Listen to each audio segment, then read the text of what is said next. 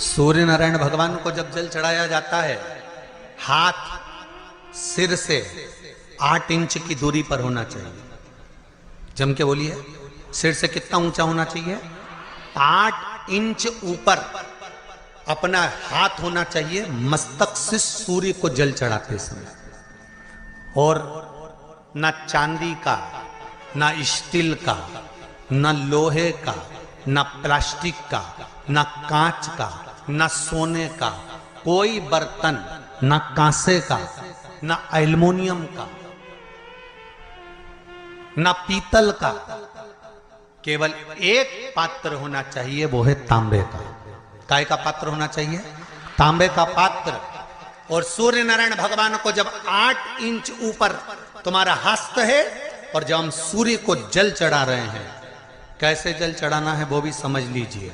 अगर कोई कैंसर का मरीज है, जिसके चेस्ट में कैंसर आ गया हो, लेफ्ट में, राइट में कहीं पर कैंसर आ गया हो, या कोई गठान आ गई हो, तो महाराज आप जल चढ़ाते समय उस जल की धार को सूर्य भगवान को जब चढ़ा रहे हो तो धार आपकी गठान की ओर जाना चाहिए, जिससे सूर्य की किरण उस जल में से आपके उस स्थान पर पड़े, उस जगह पर पड़े जहां पर गठान है। महाराज आप लगातार जल तो चढ़ाना चालू करो, अच्छे अच्छे डॉक्टर फेल हो जाएंगे और कह देंगे गठन ठीक हो गई। परशु महापुराण की कथा कह रही है, व्रत नहीं छोड़ना, व्रत हरतालिका का करते रहना। क्या होगा उससे? क्या फल मिलेगा उससे? भजन गाते रहना, शिव की आराधना करते रहना, शंकर का स्मरण करते रहना। क्या फल मिलेगा उससे? तो कहा ये कोई पूर्व का कर्म का भोग होगा, जिसके कारणवश हम अखंडता लेकर नहीं गए, पर हमारा जब अगला जन्म होगा तब हम अखंड सौभाग्यवती होकर जाएंगे, ये निश्चित है। अखंड व्रत धारण करने वाला, अखंड व्रत को करने वाला फिर अखंडता ही लेकर जाता है, ये निश्चितता हो जाती है उसकी, ये उसकी निश्चितता है।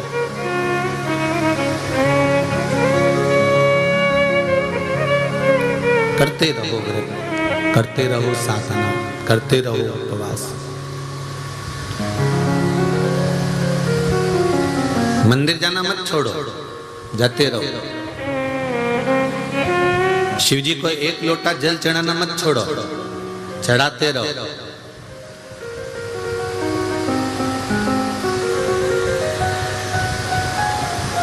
मध्य प्रदेश में बहुत पानी गिर रहा है, हिमाचल में गिर रहा है, उत्तरांचल में गिर रहा है, उत्तराखंड में गिर रहा है, उत्तर प्रदेश में गिर रहा है, गुजरात में खूब पानी है। बहुत सारे मैसेज आए, लोगों ने कहा गुरुजी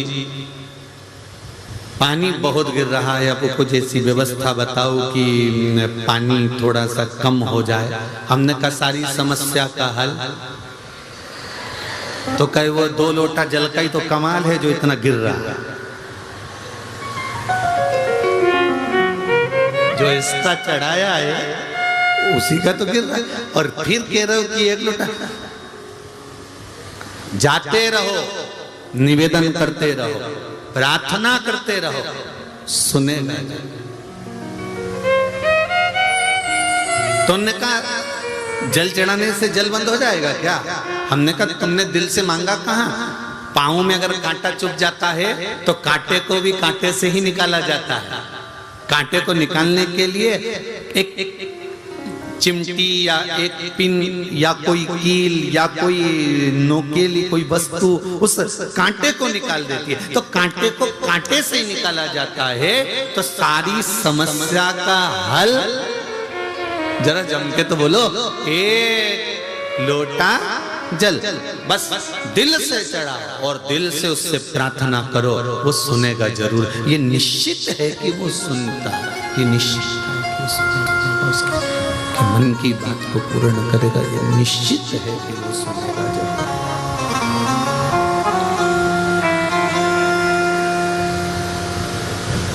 सुनेगा वो, ये निश्चित है। महाराज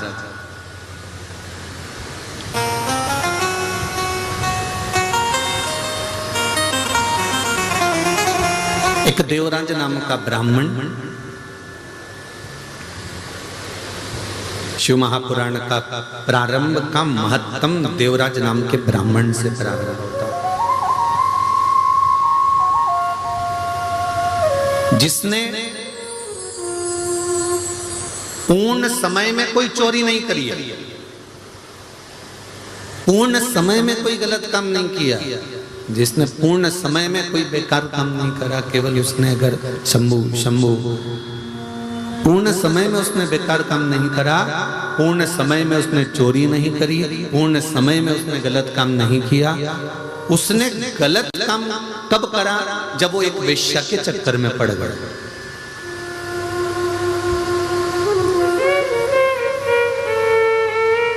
एक वेश्या का संग मिल गया और उस वेश्या का जो संग था, वो वेश्या के संग ने इसको पकड़ रखा। उसकी आसक्ति, काम, तृष्णा, उसने इसको खींच रखा और उस आसक्ति के कारण, उस काम के कारण, उस तृष्णा के कारण वैश्या ने एक बार इससे कह दिया कि मुझे रानी के गले का हार चाहिए। तो ये हार चुराने के लिए गया और चोरी कर कर लेकर आया। तो राजा को मालूम पड़ गया, उसने दूतों को भेज दिया, ये भागता भागता शिव मंदिर में पहुंच गया। आप देखिए, जब तक ये वेश्या के संग में नहीं था, ये वेश्या के संग में नहीं आया था, वेश्या से इसका संबंध नहीं जुड़ा था, तब तक ये जितना कमा रहा था परिवार अच्छे से चला रहा था, जितना ला रहा था उससे इसका परिवार चल रहा था, जितना इकट्ठा कर रहा था उससे इसका पूरा परिवार आराम से चल रहा था, परिवार में कोई तकलीफ नहीं थी।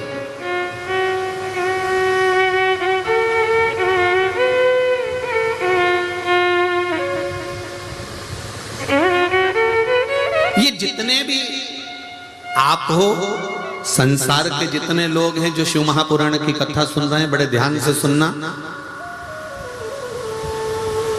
जब तक आप परिवार के प्रपंच में, गलत लोगों के प्रपंच में नहीं पड़ते, तब तक आपकी बहुत सारी कामनाएं या तमन्नाएं नहीं रहती। आप तो भगवान से जब छोटे रहते हो ना, तब भगवान से थोड़ा ही मांगते हो, बस एक छोटा सा घर हो, छोटा सा आनंद हो, भगवान की कृपा हो, मैं रोज मंदिर में पूजन करूं। जब तक माताएं कुंवारी रहती है ना, शादी नहीं होती, तो ये भगवान की पूजन भी करती है, सेवा भी करती है, अर्चना भी करती है, भगवान से तीज का व्रत करेगी तो बहुत अच्छे से करेगी। जब कुंवारी रहती है, बाकायदा मेहंदी भी लगाएगी, सूट भी पहनेगी, साड़ी भी पहनेगी, खूब सजेगी धजेगी। कुंवारी अवस्था में मंदिर भी जाएगी, पूजन भी करेगी, तीज का व्रत, चतुर्थी का व्रत, छठ का व्रत, पंचमी का व्रत, जो व्रत करती है कुंवारी अवस्था में वो सब बहुत अच्छे से करती है। जब शादी हो जाती है, बच्चे हो जाते हैं, परिवार के झंझट में जब माताएं पड़ जाती है, जो बेटी इतने आनंद में व्रत करती थी, जो बेटी इतने रात भर भजन गा गा कर व्रत करती थी, जब परिवार के चक्कर में पड़ जाती है, फिर तो मेहंदी अब मैं बाद में लगवा लूंगी, अब रहने दो, अब ऐसा करती हूँ, थोड़ी सी नाम की लगा लेती हूँ, थोड़ी सी नाम की लगा लेती हूँ, और थोड़ी सी नाम की लगा ली। फिर सास ने कहा, बेटा अभी तो तेरी शादी हुई है, 2-3 साल तो हुए शादी को, अच्छे से मेहंदी लगा, अच्छे से तीज का व्रत कर, अच्छी अच्छी साड़ी पहन, खूब तो घर में साड़ियाँ रखी है, एक से बढ़कर एक। अरे मम्मी बस अब मुझसे बनता नहीं है, तो कहीं डोकरी हो गई, बनता नहीं है।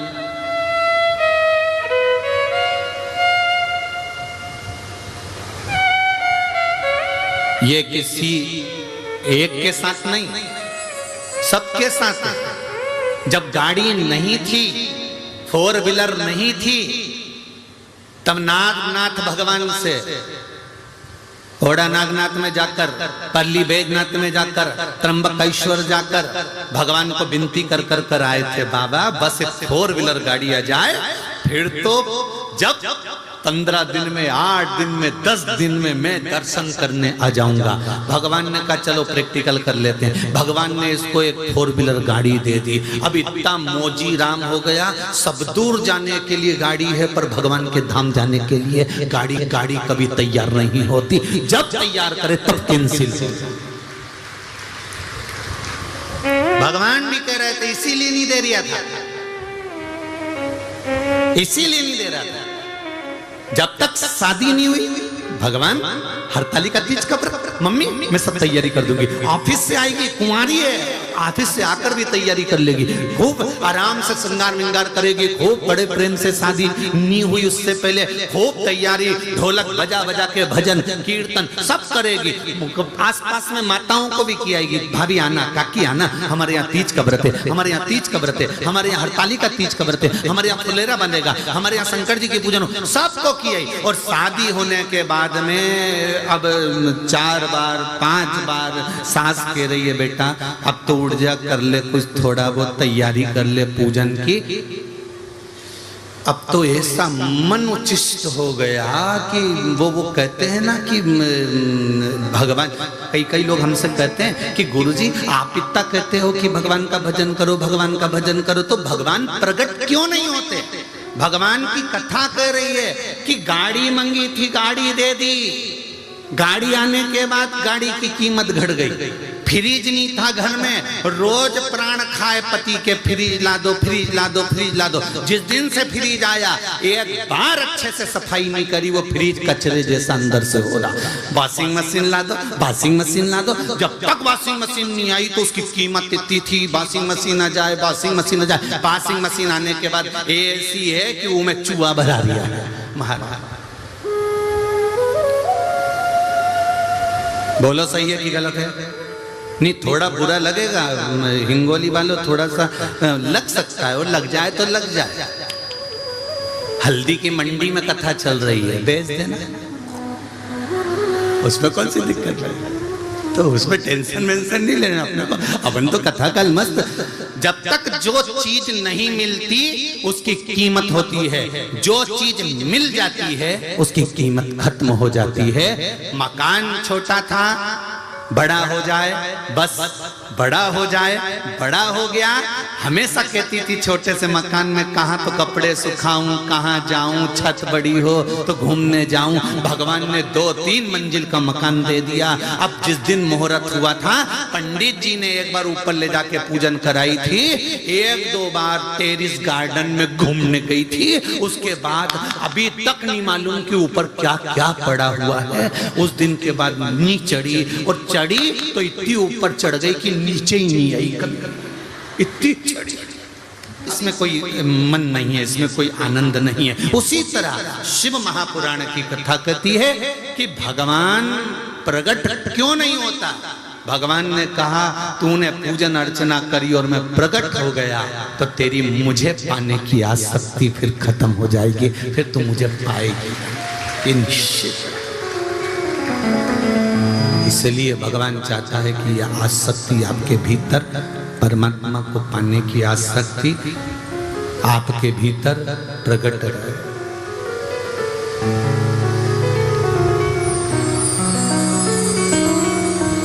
आपके भीतर प्रकट, इसीलिए कहा शिव अर्चना का सुख ही दूसरा है।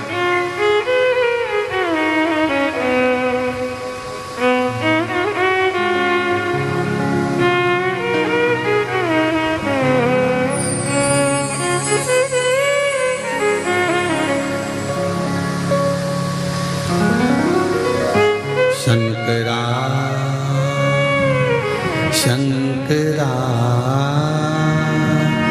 गौरी गौरी शंकरा। हे अविनाशी, हे शिव करुणा करने वाले, हे दाता आप करुणा करिए। तो जो जिस भाव से भगवान को रिझाता है, जो जिस भाव से भगवान को कहता है, भगवान उस भाव से उसको मिलता है। भगवान प्रकट कभी नहीं होगा, भगवान तुम्हारे सामने आएगा कभी नहीं, पर यह निश्चित है कि तुम्हारा भगवान काम कर कर चले जाए। हरतालिका तीज का महत्व क्या है? शिव महापुराण की कथा कहती है जो सतवा तीज, गणगौर तीज, हरियाली तीज जो नहीं कर पाते वो केवल हरतालिका तीज जो भादो के शुक्ल पक्ष की तृतीया, शास्त्र कह रहा है जो कोई तीज का व्रत नहीं कर पाते वो सौभाग्यवती नारी, कुंवारी कन्या, नारी, पुरुष, स्त्री अगर तीज का मात्र फुलेरे का दर्शन कर कर भी अपने व्रत का आनंद पा सकते। अरे भाई, जितने शिवालय हैं, शंकर के मंदिर हैं, जितने शिव के मंदिर हैं, पंडित जी भले रात को मंदिर में जगें ना जगें, रात भर मंदिर खोल के रखें ना रखें, पर मेरा निवेदन शिव महापुराण के स्कंद पुराण के संवाद से है कि हरतालिका तीज के दिन प्रत्येक शिव मंदिर में ऊपर जो जलाधारी लगी होती है, उस जलाधारी की जगह फूल पत्ती अवश्य शंकर जी के ऊपर लटकाना चाहिए, शिव जी के ऊपर फुलेरा बांधना चाहिए। उससे क्या होता है, क्या फल मिलता है, उसका क्या लाभ है, वो शिव महापुराण की इस कथा में, हरतालिका शिव महापुराण में वर्णन है कि जो नारी अगर व्रत भी नहीं करती, जो लड़की का विवाह भी नहीं होता, जो बालक का विवाह नहीं होता, किसी कामना से अगर मात्र 7 फुलेरे का दर्शन ही कर लेती है तो 3 महीने के अंदर मंगल विवाह पक्का हो ही जाता है। यहां तक वर्णन है शास्त्र। जिस नारी का पति बीमार रहता है, बहुत ज्यादा रोग से ग्रसित होता है, वो भी 7 फुलेरे का दर्शन करना चाहिए। मंदिर के अंदर चले जाओ या किसी के घर में फुलेरा बंधा हो तो दर्शन करने चले जाओ।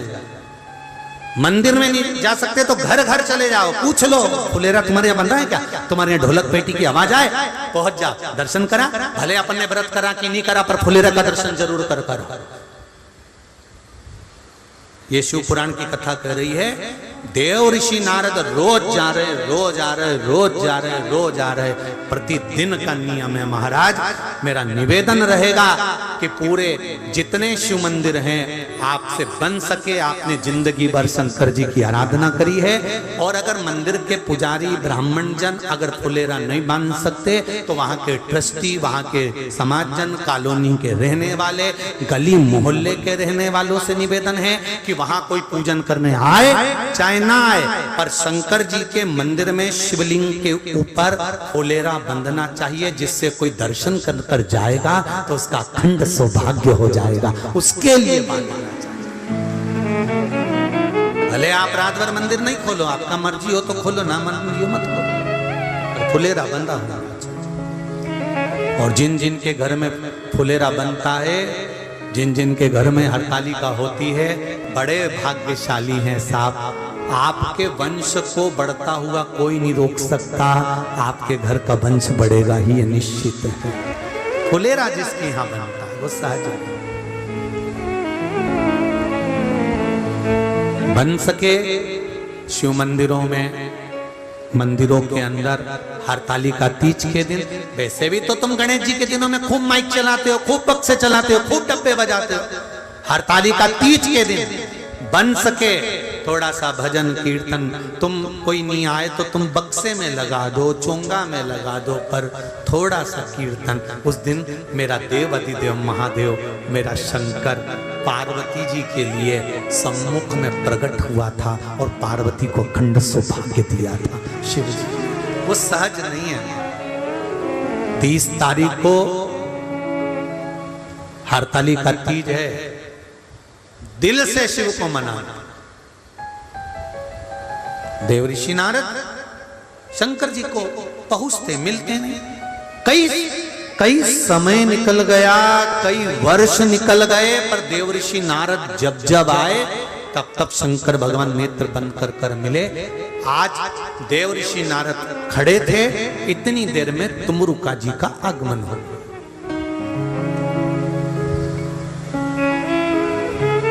तुमरुका जी का आगमन हो गया। आपको पहले भी कथा में कहा है, जैसा नारद जी का स्वरूप है ऐसे तुमरुका जी का स्वरूप है। बस नारद जी को मनुष्य का मुंह है, तुमरुका जी को घोड़े का मुंह है। नारद जी भी करताल रखते हैं, तुमरुका जी भी करताल रखते हैं। नारद जी भी वीणा रखते हैं, तुमरुका जी भी वीणा रखते हैं। साउथ के जितने मंदिर हैं, शंकर के जितने साउथ में मंदिर मिलेंगे, उनके दरवाजे पर द्वारपाल की जगह नारद और तुमरुका जी मिलेंगे।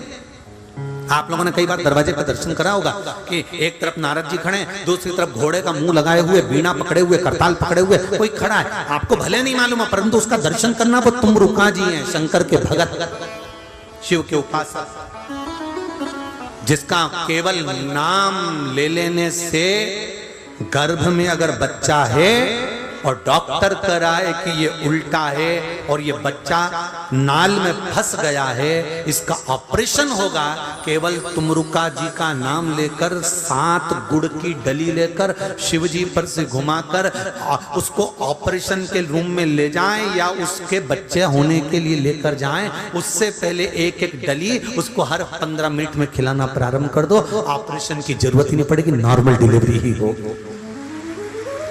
तुमरुका जी के नाम की वो गणना, तुमरुका जी के नाम की वो आराधना। जो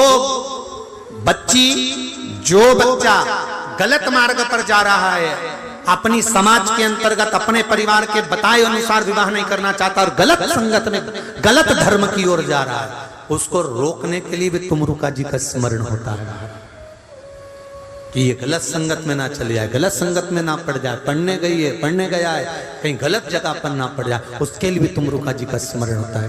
तुमरुका जी का नाम लेकर कमलगट्टे का जल शिव को समर्पित करा जाए। महाराज बड़ा तुमरुका जी के नाम का स्मरण है। क्या नाम है? जम के बोलो जरा।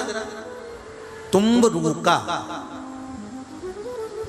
खा संबोधन नहीं है खरगोश का, पीछे लगा है का, कबूतर वाला। क्या बोलोगे? जम के बोलो जरा। तुमरुका। शिव महापुराण की कथा कर रही है, हार्ट अटैक आ गया, डॉक्टर अपना काम करे, आप 1 लोटा जल अपने हृदय का भाव रखकर तुमरुका जी का नाम लेकर, जो जीव को डॉक्टर लेकर गया है जांच के लिए कि अटैक आ गया और उसको बचाना है, 1 लोटा जल तुमरुका जी का स्मरण कर कर अशोक सुंदरी वाली जगह पर चढ़ाने के बाद शिवलिंग पर चढ़ा दीजिए। उसका बाल बांका नहीं होगा, वो बचकर वापिस आएगा, प्राण नहीं जा सकते। तुमरुका जी के नाम में वो बल है, तुमरुका जी के नाम में वो बल है। महाराज देवऋषि नारद क्या देखते हैं कि इतने दिनों से शंकर जी ने नेत्र नहीं खोले और आज तुमरुका जी आए, और तुमरुका जी आते से ही शंकर भगवान की जैसे जय घोष करा, हर हर महादेव, जैसे ही बोला, बोलते से ही शंकर भगवान के नेत्र खुल गए। शिव जी के नेत्र खुले हुए।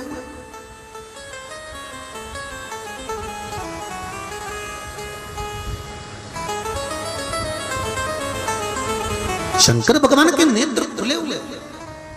देखा शंकर भगवान ने नेत्र खोलते से ही पूछा, तुमरुका जी कैसे आना हुआ? रिटर्न बढ़ा। तुमरुका जी कैसे आना हुआ?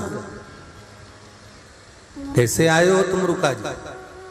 तुमरुका जी ने हाथ जोड़कर निवेदन करा, बस प्रभु आपका दर्शन करना था, बहुत दिन हो गए थे, दर्शन नहीं मिल रहा था, इसलिए आया।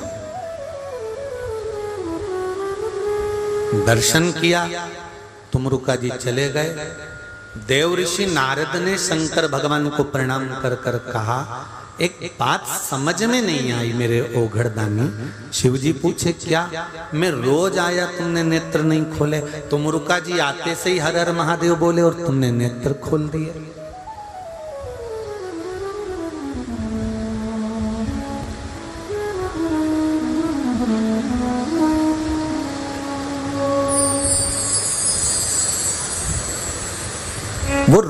आता है और मैं आया और आपने नेत्र नहीं खोले। शंकर भगवान ने बोला नारद जी आपके मन के संशय को कहो, क्या संशय लेकर आए हो वो बताओ तुम तो। नारद जी बोले मेरा बहुत सारा प्रश्न है, बहुत सारा प्रश्न है, बहुत प्रश्न है, परंतु मैं एक भी प्रश्न आपके सामने नहीं करूंगा क्योंकि आज मेरा दिल दुखी है। क्या हुआ क्या ये बताओ। नारद जी बोले हुआ क्या। शंकर भगवान बोले, नारद जी बोले मैं रोज आया, 1 वर्ष हो गया आते आते, 1 साल में तुमने नेत्र नहीं खोले मुझे देख के, और तुम रुका जी आए और तुमने नेत्र खोल लिया। शंकर भगवान बोले यही तो दिल की बात है।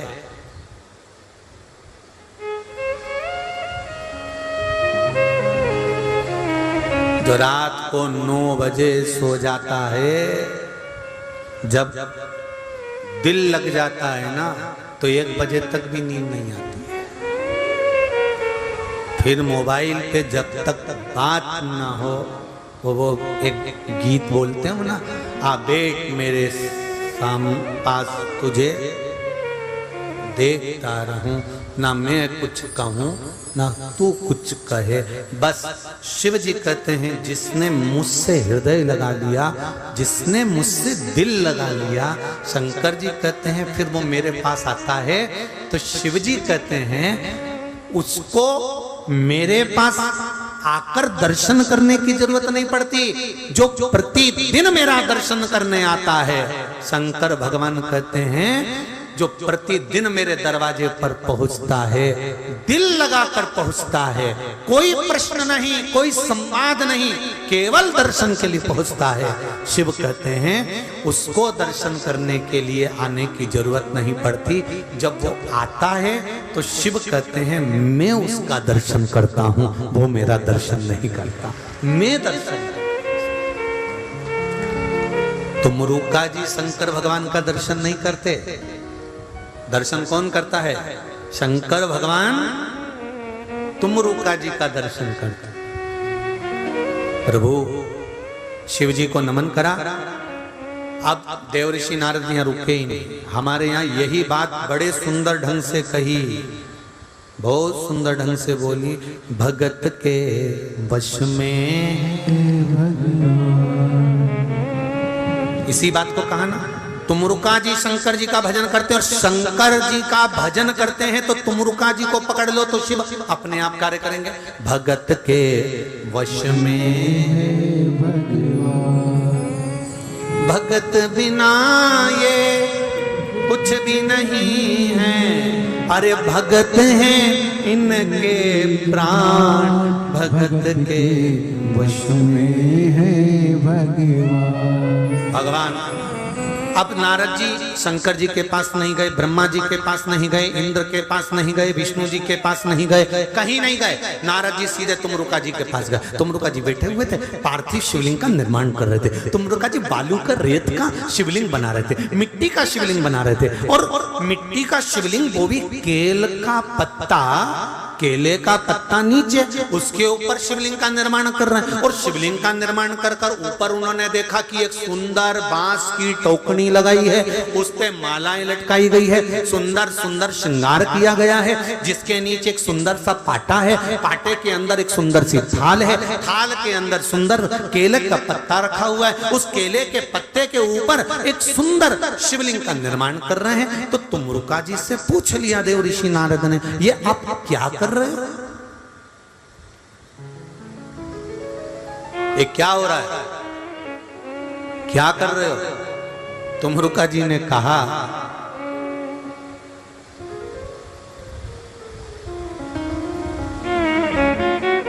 भादो मास की जो शुक्ल पक्ष की तृतीया होती है हस्त नक्षत्र की, उस दिन यदि दिल से शंकर के शिवलिंग की पूजन, फुलेरा का दर्शन कर लिया जाता है,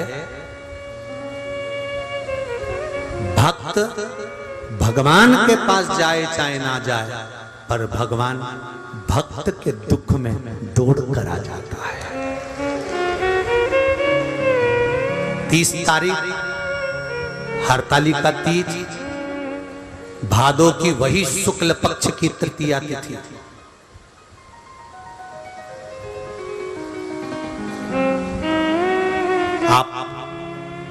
सतवा तीज करते हो या हरियाली तीज करते हो या गणगौर तीज करते हो, कोई सी भी तीज करते हो, मना नहीं, पर फुलेरा का दर्शन हरतालिका तीज पर ही होता है।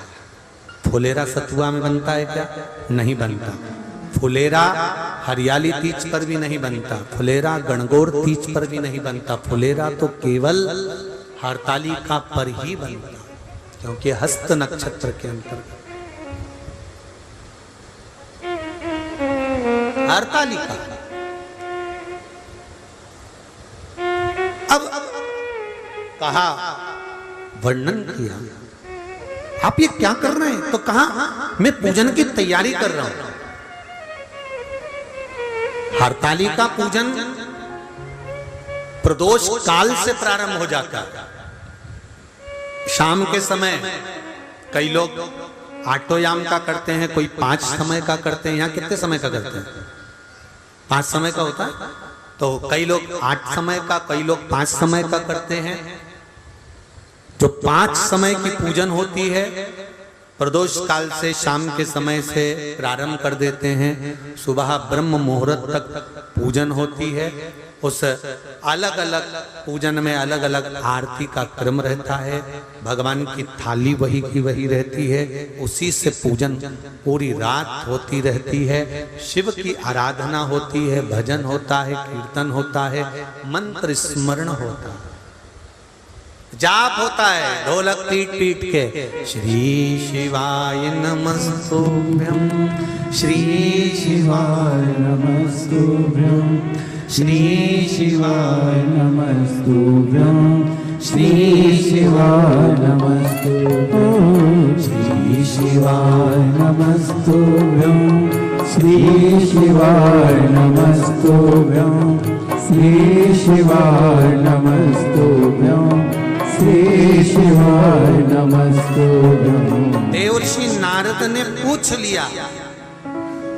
अब देवर्षि नारद का जो प्रश्न था वो देवर्षि नारद ने प्रकट कर दिया। प्रश्न क्या था देवर्षि नारद का?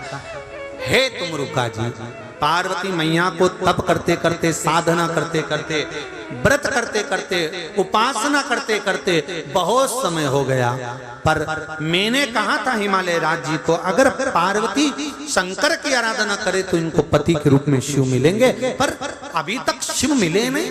मेरे जैसे गुरु को पाने के बाद भी अगर पार्वती को शिव ना मिले तो मेरा गुरु तत्व बेकार है। तुमरुका जी ने एक शब्द कहा, आप गुरु हो माना, पर अहंकार नहीं होना चाहिए कि आप बताएंगे तो ही होगा। नहीं नहीं, आप शिव के ऊपर छोड़ दो, शंकर के ऊपर आश्रित कर दो।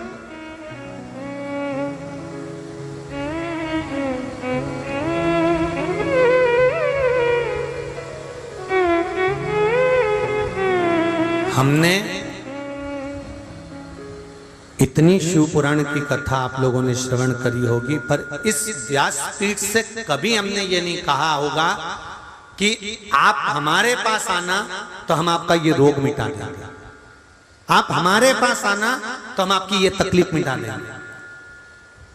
ना तो हमको मंत्र आता, ना हमको विद्या आती, ना हम तंत्र जानते, ना मंत्र जानते, ना साधना जानते, ना हमको छूछा करना आता, ना हमको कोई दिखावा करना आता। हम तो एक बात जानते हैं जो पुराणों में लिखा है, शास्त्रों में लिखा है कि दुख केवल परमात्मा ही काट सकता।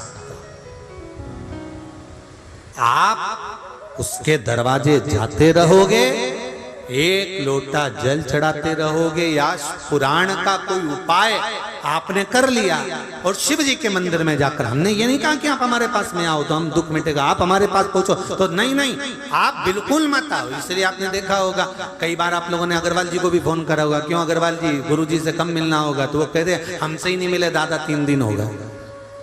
पूछ लो आप इनसे, माता जी मिले आपसे?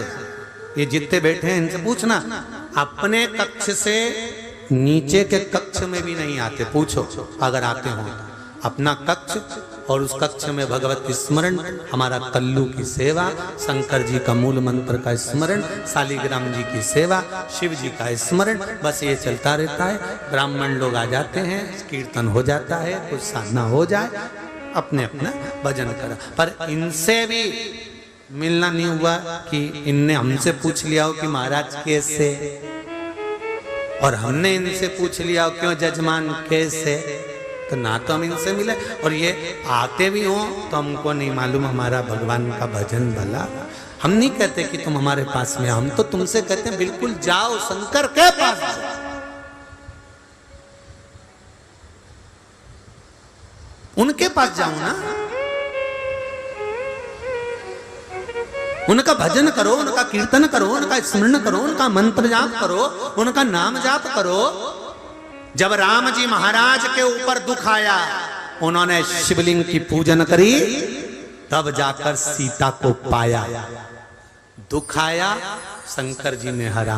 भगवान कृष्ण की 16,108 रानियां जब संतान नहीं हुई, तब शंकर जी की आराधना करी।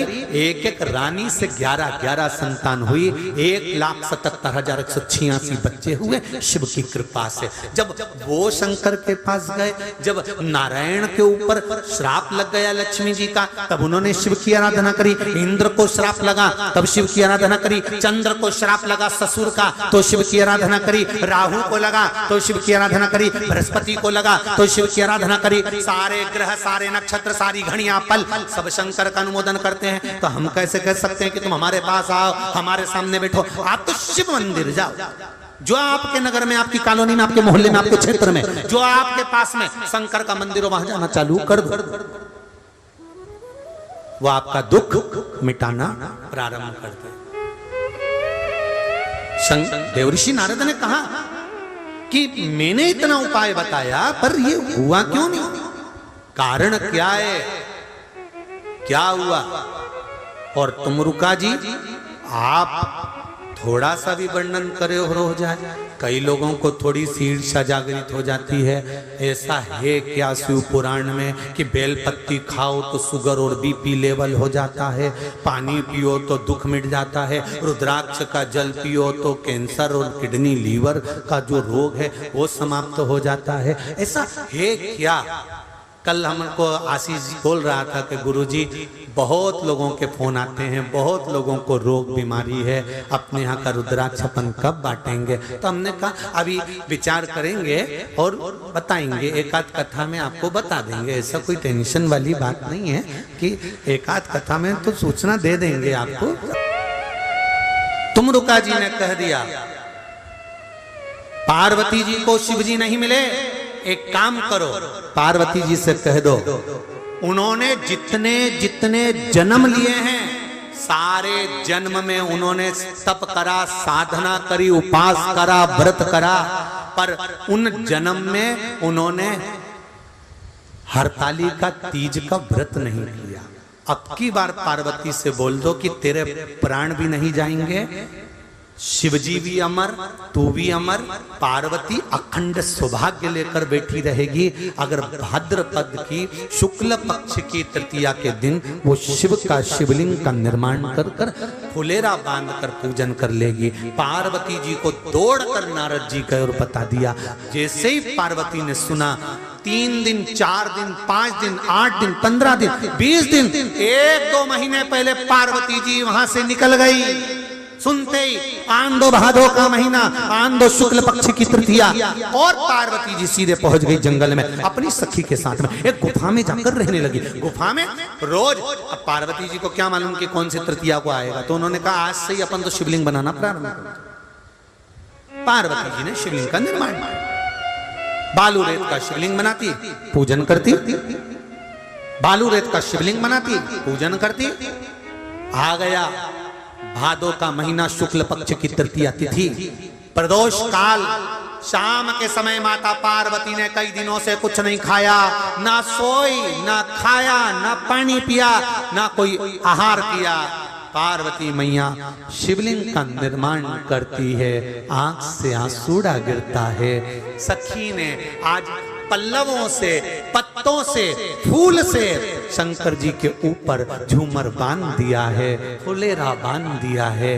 पार्वती, आज हमको लगता है ये फुलेरा जो बंधा है ना, आज ऐसा लगता है कि तेरे हाथों में हरी हरी चूड़ियां, भर भर चूड़ियां होंगी, तेरे हाथों में मेहंदी लगी होगी, तेरे गले में मंगलसूत्र बंधा होगा। ये फुलेरा नहीं, तेरे पति के साथ तेरा अखंड सौभाग्य का संबंध होगा पार्वती। और उस फुलेरा के नीचे बैठकर माता पार्वती जी ने शिव जी की आराधना, रात भर माता पार्वती शंकर जी की पूजन करती है, शिव की आराधना करती है। बालू रेत के बने हुए शिवलिंग का, मट्टी के बने हुए शिवलिंग का पूजन करती है। ब्रह्म मुहूर्त होता है, पिताजी को भान होता है, पार्वती को लेने के लिए आते हैं और पार्वती को लेकर जाते हैं। तब पार्वती जी का विवाह शिव जी के साथ में पक्का हो जाता है और पार्वती का मंगल विवाह हो रहा है। पूरा भारत में, पूरे विश्व में हरतालिका तीज मनाई जाती है, चाहे वो उत्तर प्रदेश हो, चाहे महाराष्ट्र हो, गुजरात हो, राजस्थान हो। साधारण से साधारण नारी भी भगवान शंकर के पूजन करती है। हरतालिका तीज की रात भर 5 बार पूजन करना, 5 बार स्नान करना, 5 बार शिव जी की आराधना करना, आरती करना, सवेरे ब्रह्म मुहूर्त में भगवान शंकर का पूजन कर कर विसर्जन करने जाना। फिर उस पूरी रात में ना तो सोना, ना कुछ खाना, ना पानी पीना, केवल भगवान की भक्ति में।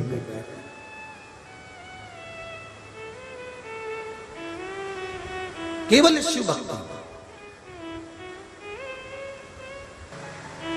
जैसे ये शिवलिंग आपने बनाया बालू रेत का, मिट्टी का, जो शिवलिंग का निर्माण करा है, उस शिवलिंग का निर्माण करने के बाद में आपके मध्य में जब आप शिवलिंग बनाते हो घर के अंदर हॉल में या मंदिर में, तो ऊपर कोई कुंडी वगैरह लगी हो, पंखा लगा हो, उस पे से रस्सी बांध कर लेकर आकर इस फुलेरे को इस तरह से शिव जी के ऊपर लटकाया जाता है। इसको फुलेरा कहते हैं। ये भगवान शंकर का अखंड सौभाग्य देने का फुलेरा होता है, जिसको माता पार्वती जी, उमा, कात्यायनी देवियों ने इसका स्मरण किया।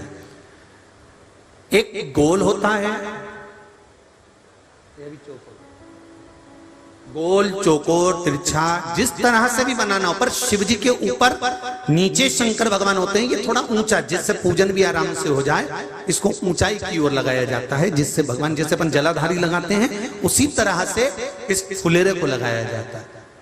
तो इस फुलेरे में कहीं ना कहीं पत्तियों को भी लगाना चाहिए। माला के साथ में कोई आम की पत्ती हुई, अशोक की पत्तियां हुई, उसका भी स्मरण इसमें आता है महाराज, उसका भी स्मरण। जैसे भगवान देवाधिदेव महादेव का शिवलिंग का जब दर्शन हो गए सबको फुलेरा का, अरे जम के तो बोलो, हो गए ना। और जितने लोग आस्था पर सुन रहे हैं, जितने लोग फेसबुक यूट्यूब पर सुन रहे हैं, अगर आपके स्मरण में फुलेरा नहीं हो तो उसका दर्शन अवश्य करिएगा। शिव मंदिर में अगर जलाधारी भी लगी हुई है तो जलाधारी से फूल बांधकर नीचे की ओर लटकाना चाहिए, पर लटकाना चाहिए, फुलेरा बनाना चाहिए।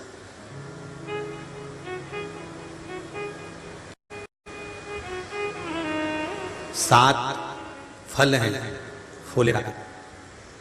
कितने फल हैं? 7। ध्यान दीजिएगा। पहला,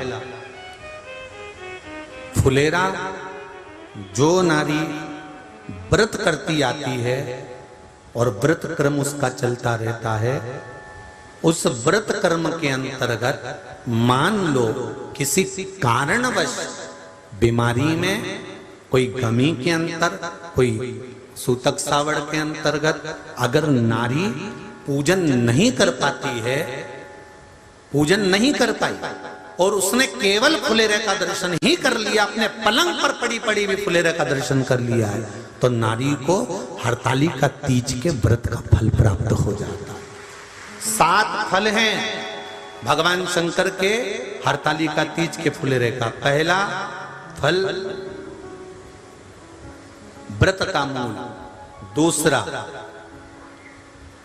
यदि कोई नारी आई और उसके संतान नहीं, 10 साल, 8 साल, 5 साल, 6 साल, 7 साल, 12 साल, 15 साल हो गए, उस फुलेरे का मात्र स्मरण कर कर एक पुष्प भी उसने अगर हल्दी कुंकू का लगाकर उस फुलेरे का टच कर कर भगवान शिव के पावन चरणों में रख दिया है और विनती कर कर गई है, तो अगला फुलेरा वो खुद बनवाती है, उसकी गोदी में संतान आ ही जाएगा। अगला फुलेरा वो खुद बनवाएगी, के जाएगी, जीजी अगली बार फुलेरा मेरी तरफ से बनवा देना, मंदिर में फुलेरा मेरी तरफ से लगवाना, अगली बार जब तुम पूजन करो तो फुलेरा मेरी तरफ से बनवाना। ये फुलेरे का महत्व। तीसरा,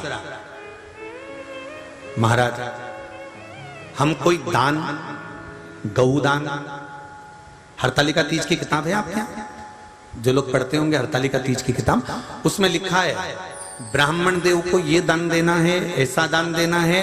अब कोई गरीब है, कोई साधारण है, नहीं है किसी की कैपेसिटी, नहीं दे सकता, तो क्या होता है? तो कहा हम गौदान नहीं कर पाते, हम स्वर्णदान नहीं कर पाते, हम वस्त्रदान नहीं कर पाते, हम मुद्रा दान नहीं कर पाते, हम अन्नदान नहीं कर पाते, हम ये सारे दान अगर नहीं भी कर पाते हैं तो शिव महापुराण की कथा कहती है तीसरा फल फुलेरे का है कि मात्र फुलेरे का दर्शन स्पर्श कर लेने से सारे दानों का पुण्य फल प्राप्त हो जाता है। ये तीसरा फल फुलेरे। अब हरतालिका तीज का फुलेरे का चौथा महत्व है महाराज। चतुर्थ महत्व हरतालिका तीज के फुलेरे का है, जो कुंवारी कन्या हरतालिका व्रत करती है, पहली बार जो हरतालिका तीज का व्रत करती हैं या हरतालिका तीज का उद्यापन कर देती हैं या किसी कारणवश शरीर ऐसा नहीं रहा कि बिना पानी के नहीं रह सकती, तो 2 बूंद अगर उन्होंने पानी भी पी लिया है या कोई कारणवश एक कुछ गलती हो भी गई है, तो मात्र फुलेरे का दर्शन कर लेने से वो गलती शंकर स्वीकार कर कर उसको क्षमा कर देते हैं। ये चतुर्थ भाव के अंतर।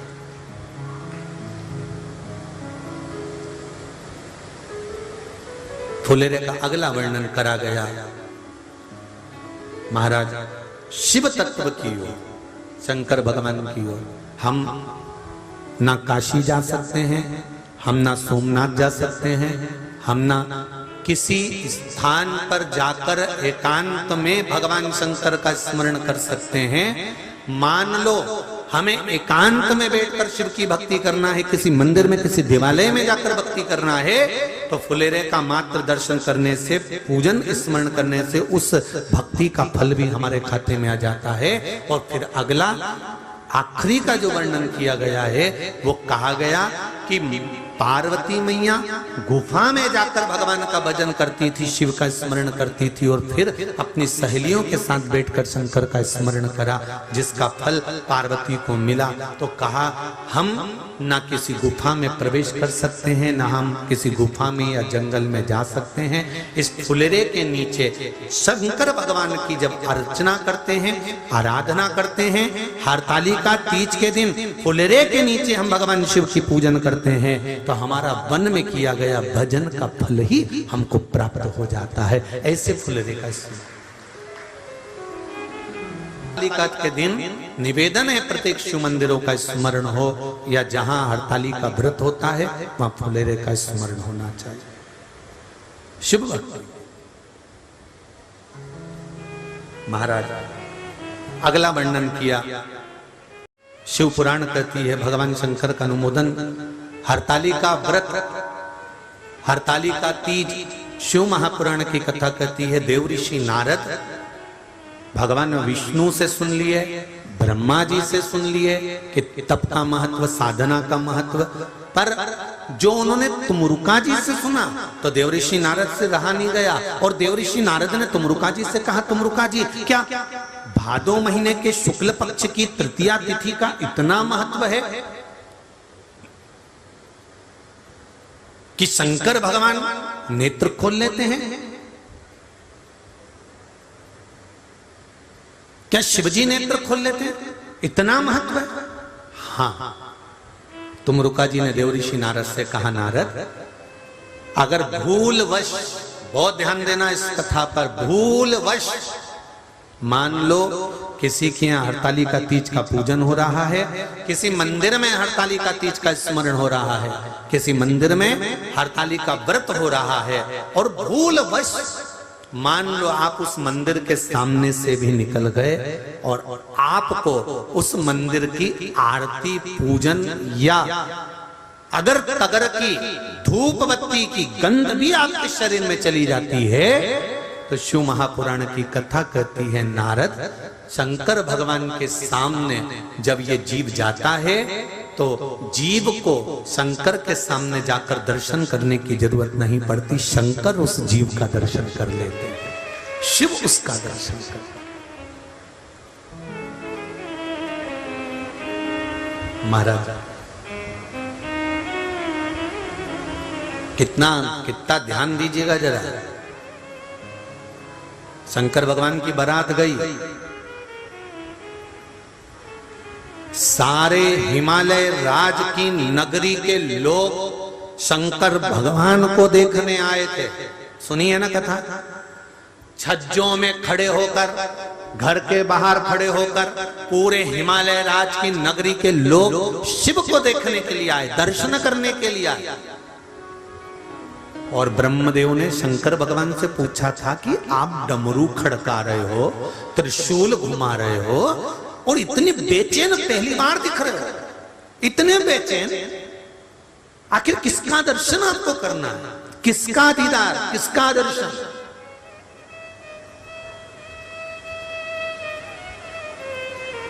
शिव जी कहते हैं, जिसने गुफा में बैठकर अपनी सहेली के साथ में भादो शुक्ल पक्ष की तृतीया हरतालिका तीज का व्रत किया था, उस पार्वती को मुझे दर्शन करना है, इसलिए मैं बेचैन हो रहा हूं, उसका दर्शन मात्र करना, उसका मात्र दर्शन करना, मात्र दर्शन। महाराज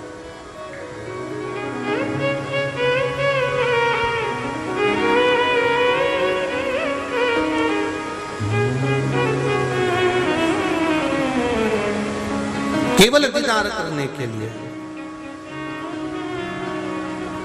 बड़ा सुंदर भाव का है। हूं तो कब से खड़ी रे तैयार, भोले में कब आएंगी, मिलो कब से हुई रे तैयार, भोले मेरे कब आएंगे, वो कब आएंगे, भोले कब आएंगे, वो कब आएंगे, भोले कब आएंगे, वो कब आएंगे, भोले कब आएंगे, वो कब आएंगे, भोले कब आएंगे, ओ कब से हो वीर तैयार, भोले मेरे कब आएंगे, ओ कब से हो वीर तैयार, भोले मेरे कब आएंगे।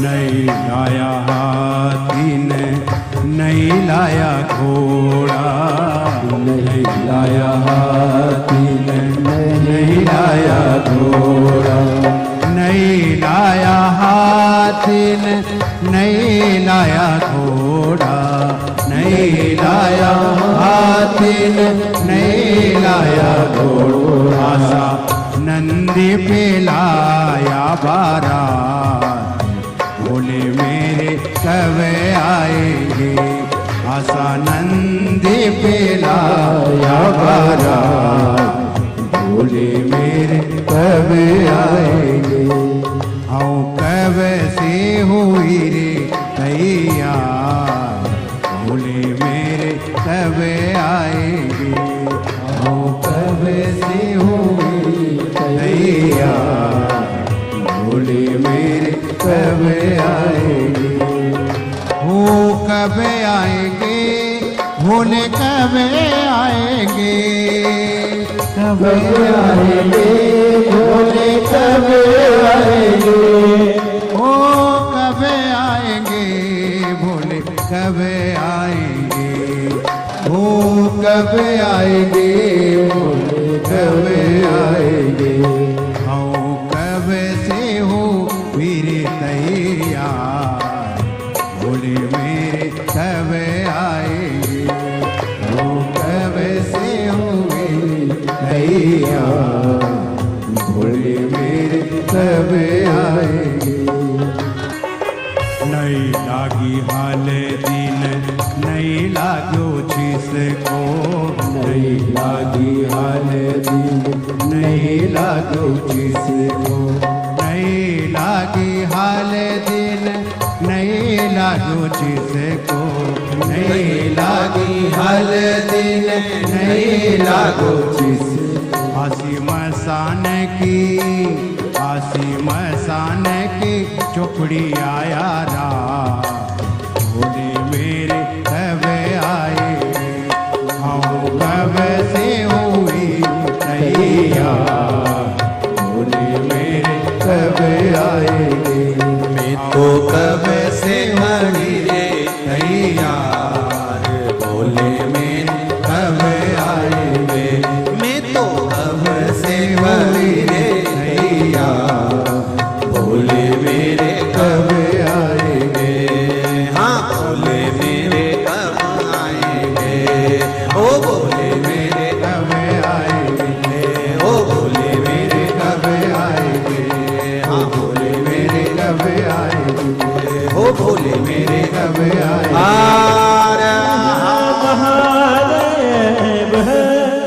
भगवान शिव की कथा कर रही, मैं तो कब से खड़ी रे तैयार भोले मेरे कब आएंगे। महाराज भगवान शिव की आराधना, शिव मंत्र का स्मरण करेंगे। सभी लोग अपने स्थान पर बैठकर बाबा के आनंद में मंत्र का जाप करते हुए बाबा से अपने दिल की बात, अपने हृदय की बात कहेंगे। श्री शिवाय नमस्तु, श्री शिवाय नमस्तु, श्री शिवाय नमस्तु, श्री शिवाय नमस्तु, श्री शिवाय नमस्तु। भोला सब दुख काटो मारा, ओ भोला सब दुख काटो मारा। शिव शंकर जपूं तेरी माला, भोले बाबा जपूं तेरी माला, भोला सब दुख काटो मारा, ओ भोला सब दुख काटो मारा। वेश है मंगल मंगलकारी, वेश है मंगल मंगलकारी, शमशान वासी हमारा, शमशान वासी हमारा, भोला सब दुख काटो मारा, ओ भोला सब दुख काटो मारा। शिव शंकर जपूं तेरी माला,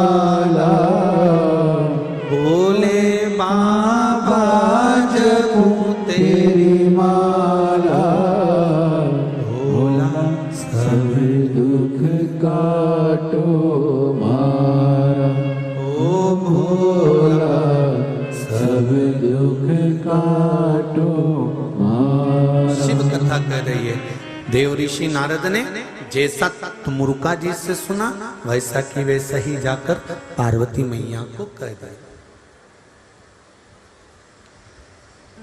माता पार्वती जी से जाकर जैसा तुमुरुका जी से विधान सुना था पूजन का, हरताली का, व्रत का, वैसा की वैसा ही पार्वती जी से कहा। पार्वती जी ने एक प्रश्न खड़ा किया।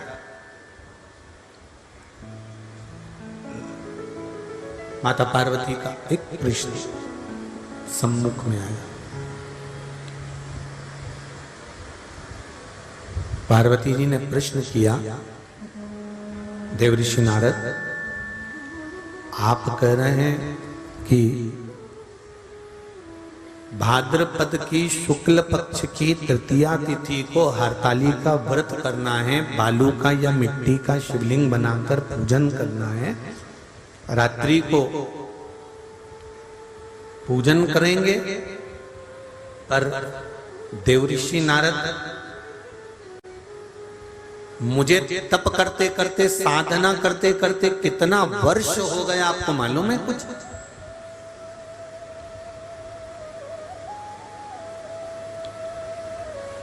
कितने वर्ष तप साधना में हो गए, कितने वर्ष तप साधना में निकल गए, कितने वर्ष मेरे तप साधना के अंतर्गत निकल गए, आपको मालूम है कुछ?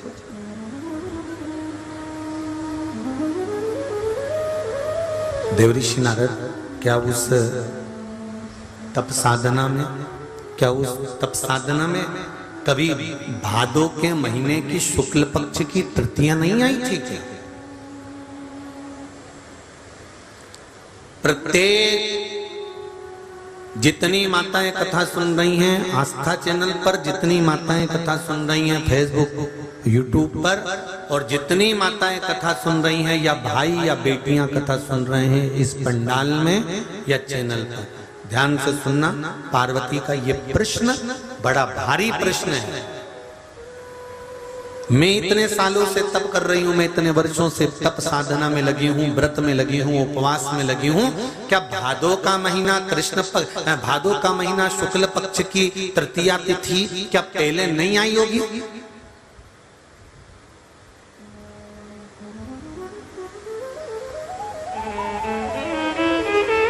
क्या पहले नहीं आई? आई, पहले भी प्राप्त हुई। शंभो रिटर्न बढ़ा, पहले भी प्राप्त हुई, पहले भी। ऐसा नहीं है कि भादो महीने की शुक्ल पक्ष की तृतीया नहीं आई, आई।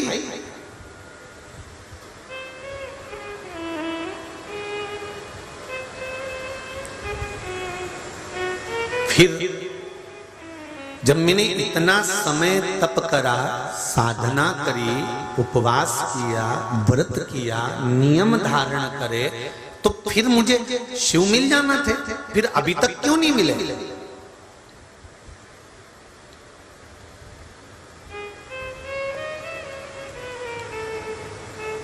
देखो, बहुत अच्छे से समझ लेना हो जितने भी लोग बैठे हो।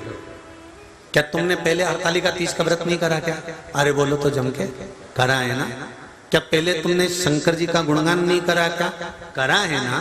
क्या पहले तुम शंकर के मंदिर नहीं जाते थे क्या? जाते थे।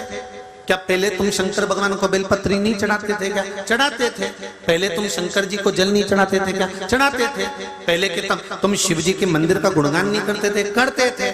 फिर आखिर ऐसा क्या है शिव पुराण में कि जब से शिव पुराण सुनना चालू करी है तब से बेलपत्र चढ़ाती हूँ उसका असर होता है, जल चढ़ाती हूँ उसका असर होता है, पशुपति व्रत करती हूँ उसका असर होता है, या मैंने एक जरा सा सामान भी शंकर जी को चढ़ाया और कामना कर चढ़ाया और मेरा काम हो जाता है। उसका कारण क्या है? वो क्या कारण है? क्योंकि तुमको मालूम पड़ गया कि शंकर को जल चढ़ाने का फल क्या है। तुमको मालूम पड़ गया कि सिर की गोली यही है, इसको खाऊंगी सिर दर्द बंद हो जाएगा। पैर की गोली यही है, इसको खाऊंगी पैर का दर्द बंद हो जाएगा। तुमको मालूम पड़ गया कि शंकर भगवान की 5 बेटियां जया, विषहरा, सामड़ी बारी, दौतरी देव ऊपर की ओर विराजमान है, अशोक सुंदरी सामने विराजमान है, गणेश जी कार्तिक के पास में बैठे हुए हैं, माता पार्वती जी का हस्त कमल पर शिवलिंग रखा हुआ है। ये सब तुमको मालूम पड़ गया और चढ़ाने का तरीका मालूम पड़ गया कि बेलपत्री कैसे चढ़ाना है, जल कैसे चढ़ाना है, दूध कैसे चढ़ाना है, दही कैसे चढ़ाना है, पंचामृत कैसे चढ़ाना है, ये तुमको भान होता चला गया, ये तुमको ज्ञात होता चला गया।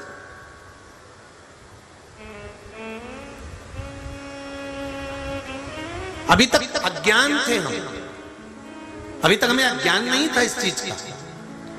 हम जाते जरूर थे शिव मंदिर, हम जाते जरूर थे शंकर के मंदिर, पर हमको ये नहीं मालूम था कि शिव जी पर जल चढ़ाने का इतना फल है।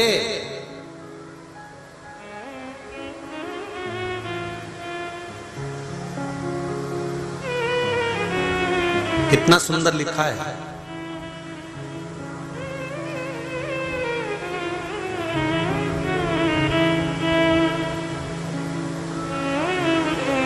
नारद पंच व्याख्यान के अंतर्गत एक बहुत सुंदर बात का वर्णन आता है।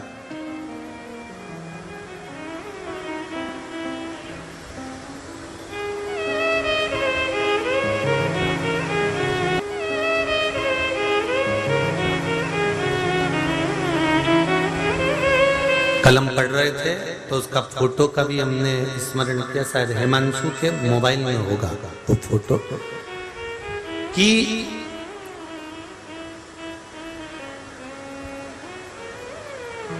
कलम पढ़े तो उसका स्मरण ध्यान में आ रहा है कि वैष्णव आचार्य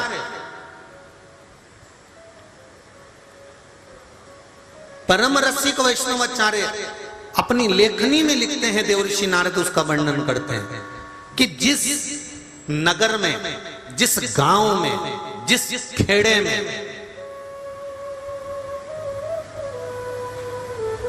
अगर शंकर भगवान का कोई मंदिर नहीं है, कोई शिवालय नहीं है, उस गांव में एक रात भी परम भगवदीय वैष्णव को नहीं ठहरना चाहिए। उस गांव में परम भगवतीय वैष्णव को एक रात्रि भी नहीं ठहरना चाहिए जहां शिव का शिवालय नहीं हो।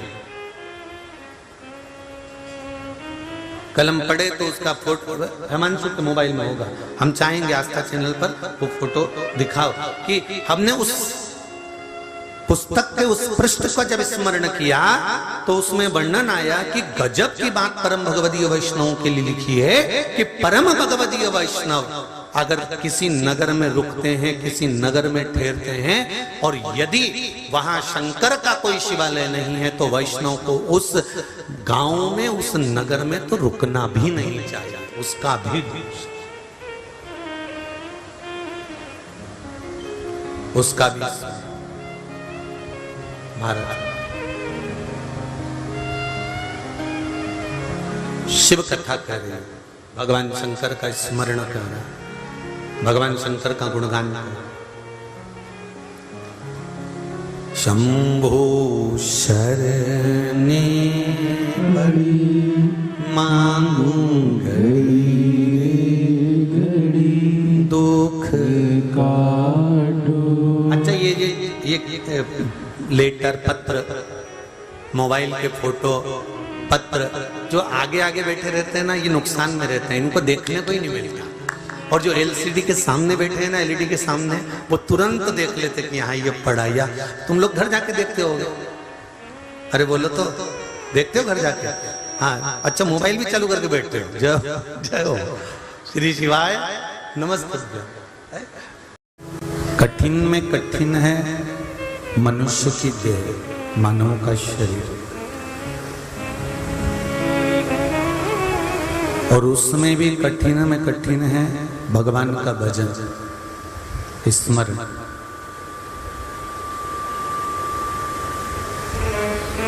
जो बड़ी मुश्किल से प्राप्त होता है, बड़ी मुश्किल से हमें मिल पाता है।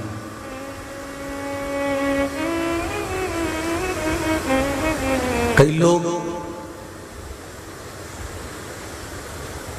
मंदिर तक पहुंच जाते हैं, कथा तक पहुंच जाते हैं, गुरु की शरणागति तक पहुंच जाते हैं, पर किसी न किसी रूप में भगवान के पास तक पहुंचने के बाद भी हम भगवान के नहीं हो पाते और भगवान को अपना नहीं बना पाते।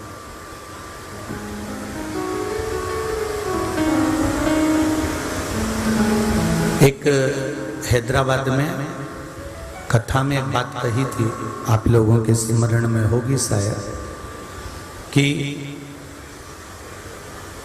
लाइट का कनेक्शन सब दूर बिछा कर रखा है, पर वो लाइट का कनेक्शन बिछाने के बाद अगर उस लाइट का तार प्लग में नहीं जोड़ा है तो उसमें करंट आएगा क्या? फिर ये माइक या हेलोजन या कोई चीज, कोई पंखा, कोई कूलर, कुछ चलेगा क्या? नहीं चलेगा। ना कूलर चलेगा, ना पंखा चलेगा, ना लाइट चलेगी, ना साउंड चलेगा। गला पकड़ रहा है तो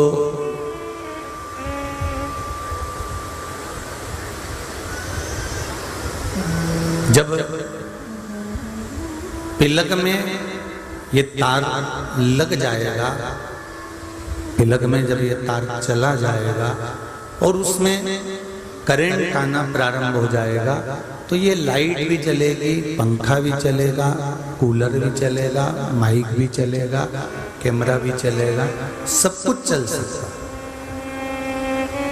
पर जब तक ये तार को प्लग में नहीं जोड़ा जाएगा तब तक उस तार को बिछाने का, पूरे सब दूर तार लगाने का कोई फायदा नहीं, उस तार को सब दूर बिछाने का कोई फायदा नहीं।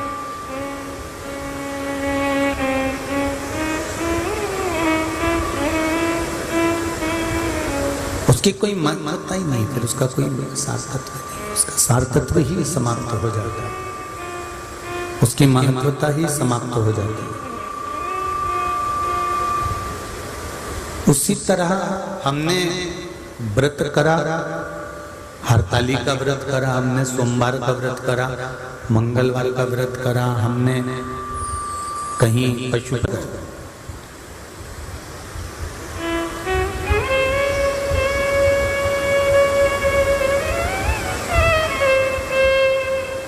हम सत्संग तक पहुंच गए, हमने तार बहुत लंबा बिछाया, हमने बहुत लंबी वायरिंग करी है, बहुत लंबा तार बिछाया है, बहुत लंबा हम इस कनेक्शन को लेकर गए हैं।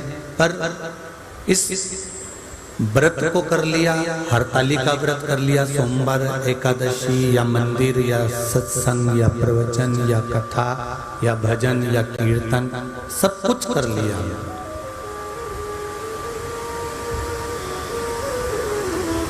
और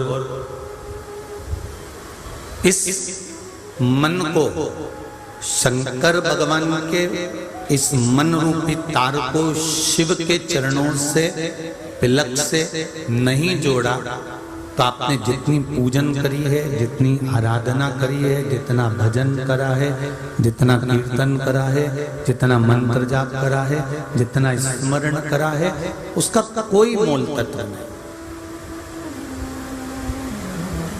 उसकी कोई महत्वता नहीं।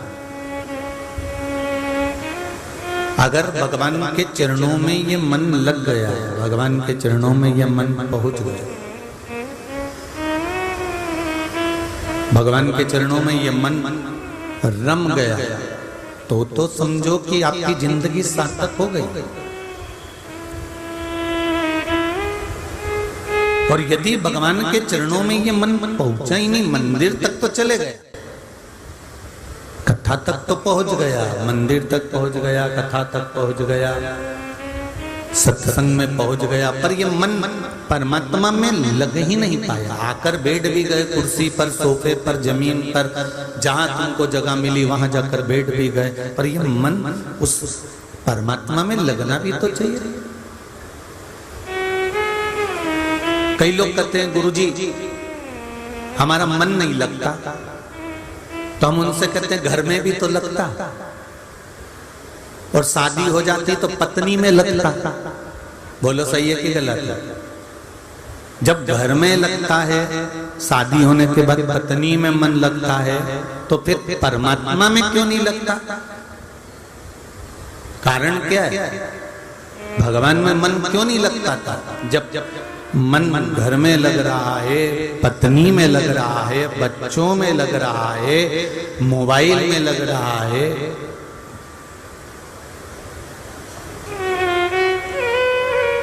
सब कुछ में ये मन लग रहा है, सारा ये मन आपका हर जगह पे लग रहा है, पर भगवान में मेरा मन नहीं लगता था। मैं बैठती जरूर, थोड़ी देर भगवान का भजन करने बैठती हूँ, थोड़ा देर स्मरण करने बैठती हूँ, थोड़ी देर कीर्तन करने बैठती हूँ, थोड़ी देर मंत्र जाप करने बैठती हूँ, थोड़ी देर नाम जाप करने बैठती हूँ, थोड़ी देर कीर्तन करने के लिए बैठती हूँ, बैठती जरूर हूँ, पर ये मन लग नहीं पाता।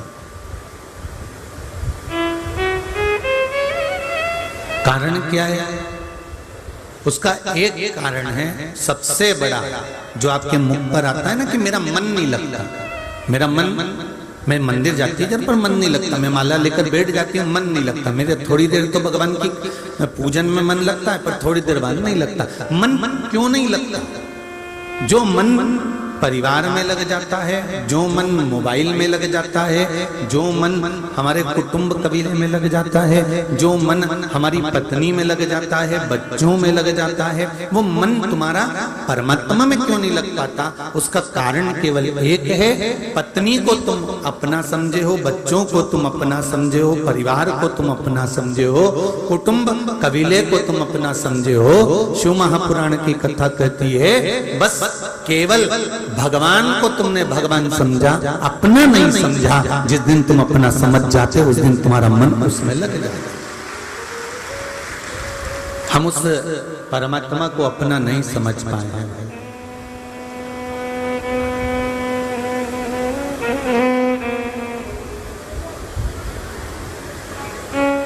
शंभो शरणे घड़ी रे घड़ी दुख काटो दया करी अपने मन को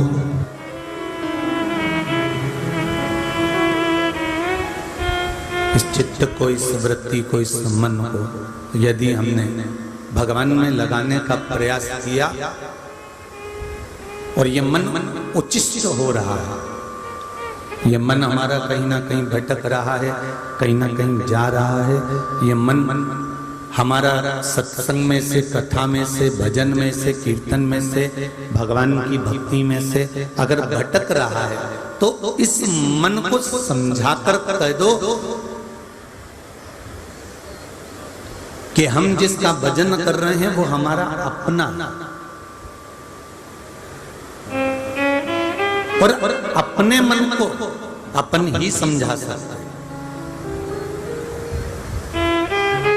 दूसरा यदि आपके मन को समझाएगा तो वो ढाढ़स बनाना है, उसको कहते हैं, इसको समझा रहे हैं, उसको अकल दे रहे हैं, उसको विवेक दे रहे हैं, उसको बुद्धि दे रहे हैं, उसके चित्त में ये बात हम भेज रहे हैं। इसको केवल ढाढ़स बनवाना है, इसको मन को समझाना नहीं कहा गया है हमारा।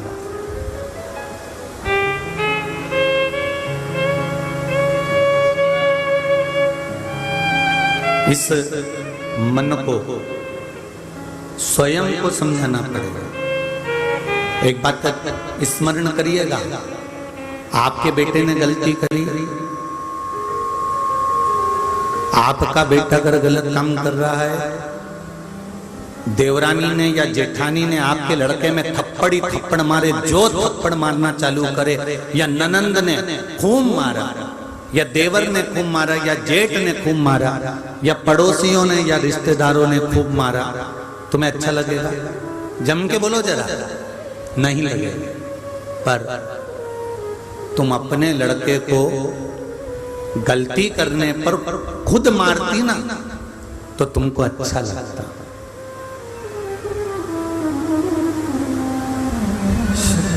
फिर आपको वो ठीक लगता कि मैंने अपने लड़के को मारा, मैंने अपने लड़के की गलती पर उसको डांटा, मैंने अपने लड़के की गलती पर उसको समझाया, मैंने अपने लड़के की गलती पर उसको दंड दिया। ये आपके मन में थोड़ा सा आनंद की अनुभूति हो जाती कि मैंने उस गलती की सजा उसको दे दी।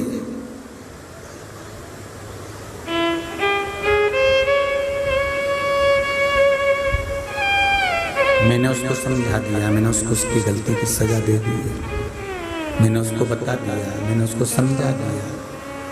अब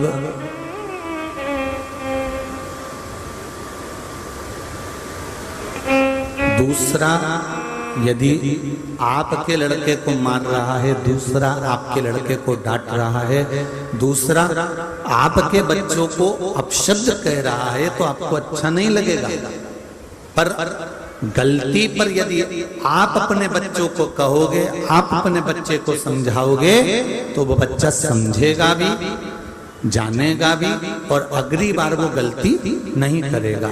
उसी तरह आपके मन को कोई दूसरा समझाए, अरे इस मन को लगाया करो, भगवान का भजन करा करो, क्यों रोते रहते हो, क्यों दुख मनाते रहते हो, क्या करोगे अब दुख मना के, तकलीफ तो जो लिखी है ललाट पर भाग्य में वो तो होना ही है। ये दूसरा व्यक्ति तुमको समझा सकता है, दूसरा व्यक्ति तुम्हारे मन को बोल सकता है, दूसरा व्यक्ति तुम्हारे बच्चे को मार सकता है, डांट सकता है, डपट सकता है, पर उसके डांटने से, उसके मारने से तुम्हारा बच्चा सतमार्ग पर नहीं चलेगा। तुम्हारा बच्चा सतमार्ग पर जब चलेगा जब माँ खुद उस बच्चे को डांटेगी, पिता खुद उस बच्चे को डांटेगा या मारेगा। उसी तरह हमारे मन को दूसरा कुछ कहेगा तो हम भगवान का भजन करेंगे, वो बात दूसरी है। हमारे मन को हमें खुद परमात्मा के चरणारविंद तक लेकर जाना पड़ेगा, भगवान के चरणों तक लेकर जाना पड़ेगा।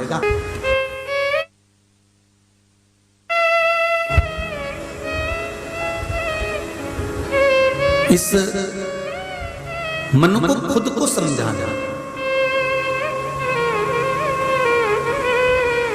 और जब हमारा मन, हमारा चित्त, हमारी वृत्ति को हम खुद संवारने का प्रयास करेंगे, हमारे मन को जब हम खुद सुधारने का प्रयास करेंगे, हमारे मन को हम खुद संवारने का जब प्रयास करेंगे, तो ये निश्चित है ये मन फिर परमात्मा तक जाएगा जरूर। ये मन बड़ा चंचल है, कैसे तेरा भजन करूं, जितना इसे समझाऊं उतना ही मचलता है। इस मन को जितना समझाने का प्रयास करोगे, इस मन को जितना संभालने का प्रयास करोगे, ये दूसरे अगर इसको संभालेंगे, दूसरे अगर इसको संवारेंगे तो ये उचित हो जाएगा। पर हम खुद इस मन को अगर संवारेंगे तो ये मन संवर जाए।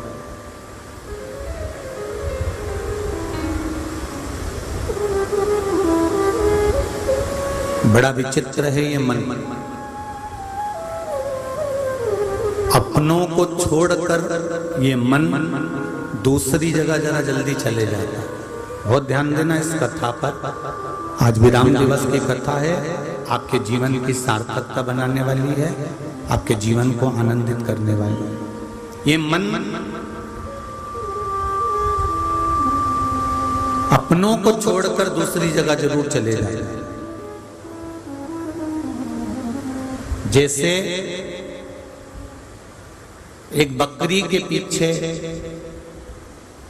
6-7 कुत्ते बकरी के पीछे पड़े, बकरी बहुत परेशान है।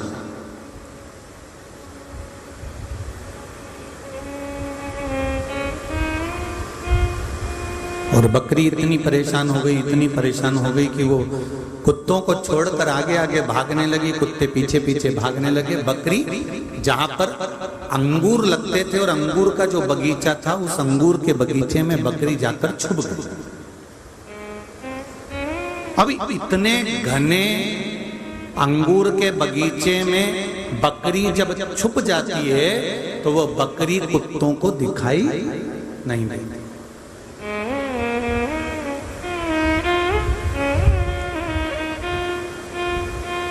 कुत्ते ढूंढ ढूंढ के थक गए, पर बकरी नहीं मिली। बहुत प्रयास करा, कुत्तों ने, पर बकरी नहीं। अब कुत्तों ने सोचा कि बकरी तो मिल नहीं रही है, चलो अपन चलते हैं, और कुत्ते वापस चले गए। बाद में आकर देखेंगे कि ये बकरी है कहाँ, बाद में आकर ढूंढेंगे कि बकरी गई कहाँ, बाद में आकर देखा जाएगा।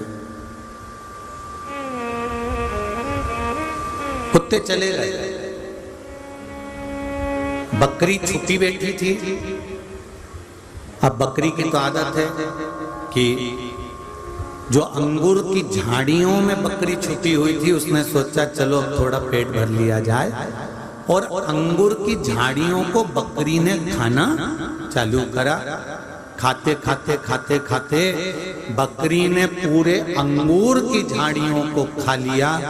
जिस अंगूर की झाड़ी ने बकरी की रक्षा कर रही थी, जो अंगूर की झाड़ी बकरी को छुपा कर रखी थी, उस अंगूर की झाड़ियों को बकरी ने खाया। खाते से ही झाड़ियां हटी, हटते से ही कुत्तों को मालूम पड़ा कि बकरी वो छुपी है, और कुत्तों ने आक्रमण कर दिया और उस बकरी को समाप्त। अब इस कथा को जरा देखिएगा, इस दृष्टांत को जरा देखिएगा, इस बात को जरा समझिएगा कि जैसे बकरी अंगूर की झाड़ियों में छुपी हुई है, उसी तरह हम भी हमारे सनातन धर्म के अंदर छुपे हुए हैं। हम हमारे हिंदू धर्म के अंदर छुपे हुए हैं। हम हमारी समाज के द्वारा छुपे हुए हैं। हम हमारे परिवार के द्वारा छुपे हुए हैं। जब तक व्यक्ति परिवार में रहता है, जब तक व्यक्ति समाज में रहता है, जब तक व्यक्ति अपने धर्म में रहता है, जब तक व्यक्ति अपने धर्म के आनंद में रहता है, तब तक संसार के कुत्तों में इतना बल नहीं है कि वो इस बकरी को खा ले।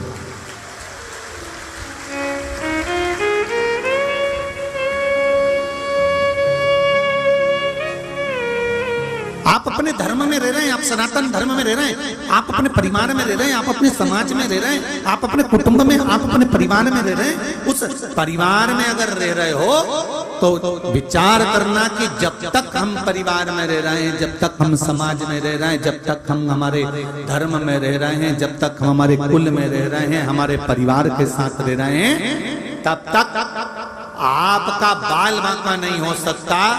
वो तो जब समाज में रहकर, परिवार में रहकर, अपने धर्म में रहकर लोग अपने ही धर्म की बुराई करते हैं, अपने ही समाज की बुराई करते हैं, अपने ही परिवार की बुराई करते हैं, और उसको धीरे धीरे धीरे धीरे नोचना, खरोचना, काटना चालू करते हैं, तब बकरी का जैसे शिकार होता है और कुत्ते उसको खा जाते हैं, ऐसा तुमको भी कोई निपटा कर चला जाता है, तुमको भी निपटा जाता है।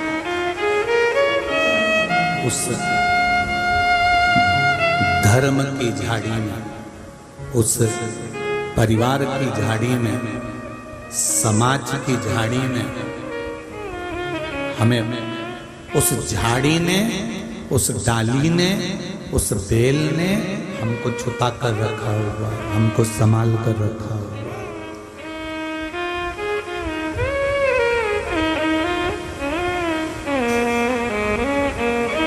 बहुत ध्यान देना आप।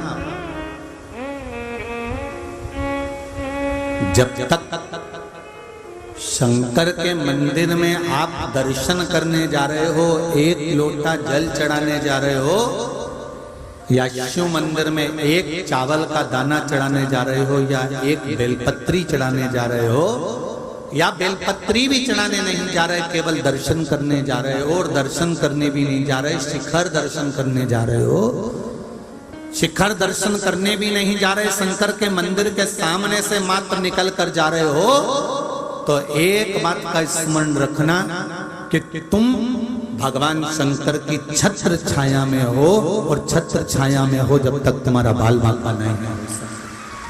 आप उसकी शरणागति में, आप उसके चरणों में।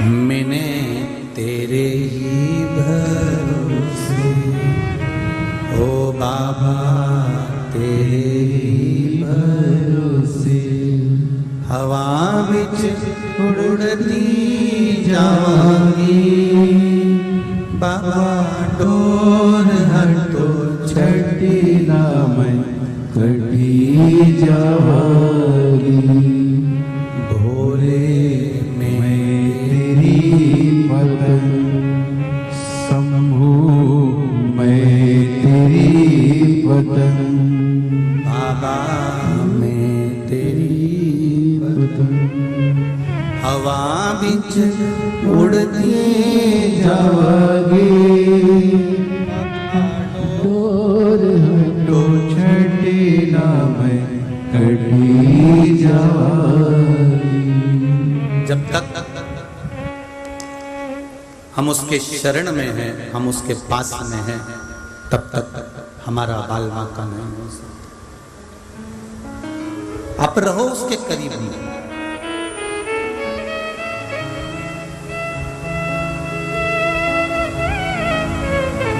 आप रहो उसके शरण में, आप रहो उसके चरणों में।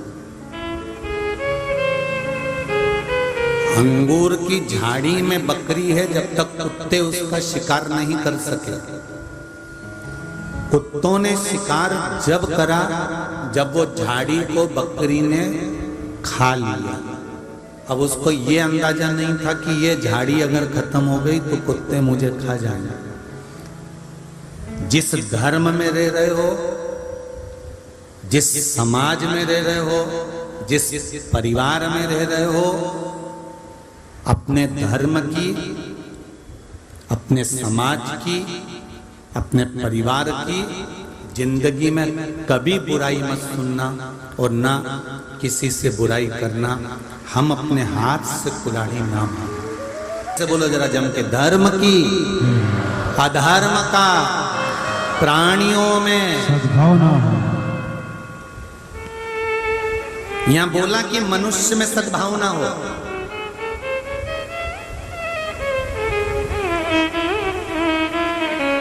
क्या बोला? जम के बोलो, प्राणियों में सद्भावना हो।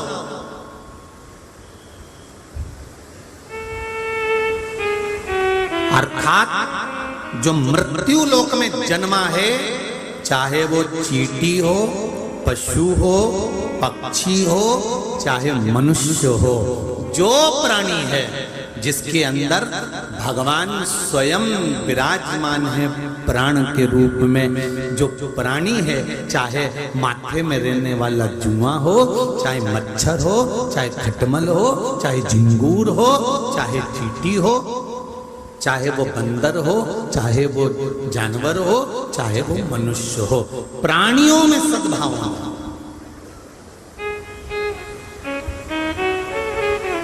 प्रत्येक जीव के अंतर्गत अच्छे विचार होना चाहिए।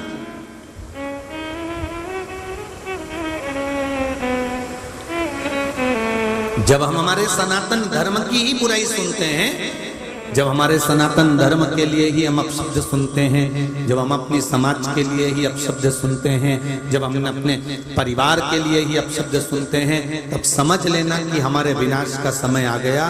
अब हमें कोई नहीं बचा सकता।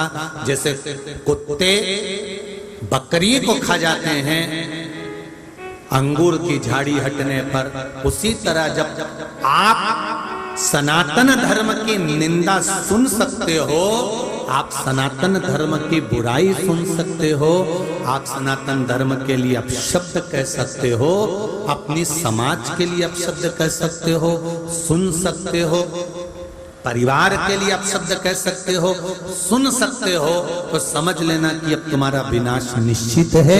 अब तुम्हें नष्ट होने का समय आ गया है। अब कोई बचा नहीं सकता। बहुत कठिन है।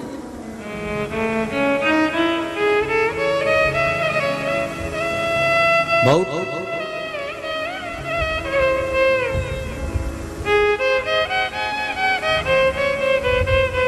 दो चीजों का सदुपयोग करना सीख लो।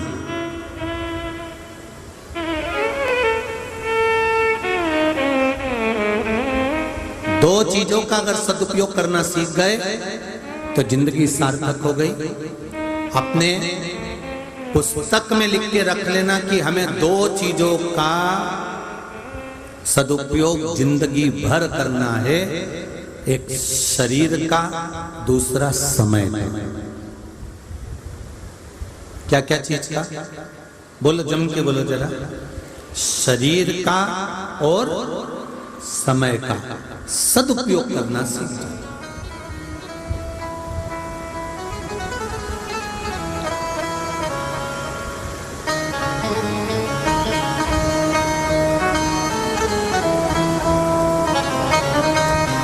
तीन घंटे की कथा में आधा घंटा मूंछ वाला भैया ले लेता है, बचते हैं 2.5 घंटे, उसमें से 7 मिनट पीछे के आरती में चले जाते हैं। जो समय बीच में बचता है, हमारा पूरा प्रयास रहता है कि कथा के बीच में भजन एक भी ना आए, जिससे आप कथा में मन लगाकर आनंद पाकर बैठें। पर जब आपका स्वरूप देखते हैं और कुर्सी पे बैठे बैठे तब विचार करते हैं कि बीच में एक छोटा सा कीर्तन ले लिया जाए। नहीं तो हमारा तो एक नियम है कि जितना समय मिला है आप भगवान शंकर की, उसकी भक्ति, उसके गुणगान में समय निकालें, क्योंकि उसके लिए आप लोग,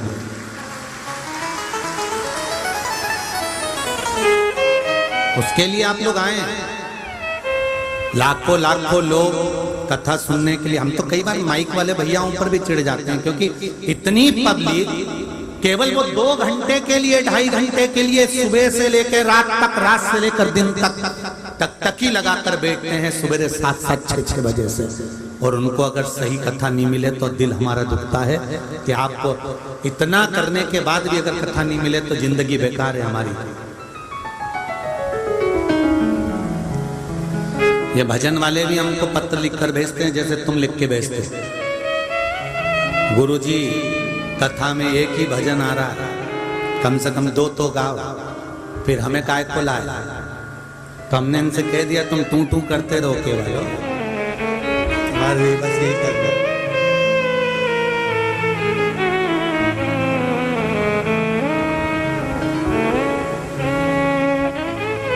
ये छोटे मोटे नहीं है, ये 7 जो बैठे हैं ना, ये सप्तऋषि से कम नहीं है। 7 ऋषि से कम तो नहीं ना है, ये बहुत उचित। ये तो सप्तऋषि हैं, आप भी थोड़ी कम हो। 33 कोटि देवता से भारी तो आप ही हो। कोई सहजता है क्या? शिव कृपा है, शंकर की उदारता है, करुणा है। शरीर का और समय का जिस दिन सदुपयोग करना आ गया, उस दिन दुनिया की सारी दौलत और सत्ता आपके चरणों में होगी। बस समय का और शरीर का सदुपयोग करना सीख ली।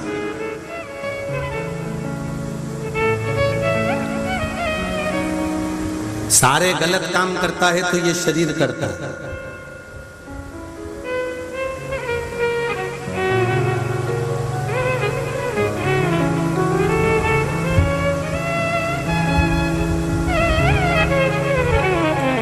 और सारे अच्छे काम करता है तो समय करता है। कई लोग अकड़ में आकर कह देते हैं मेरे साथ में 200 लोगों की टीम है गुरुजी।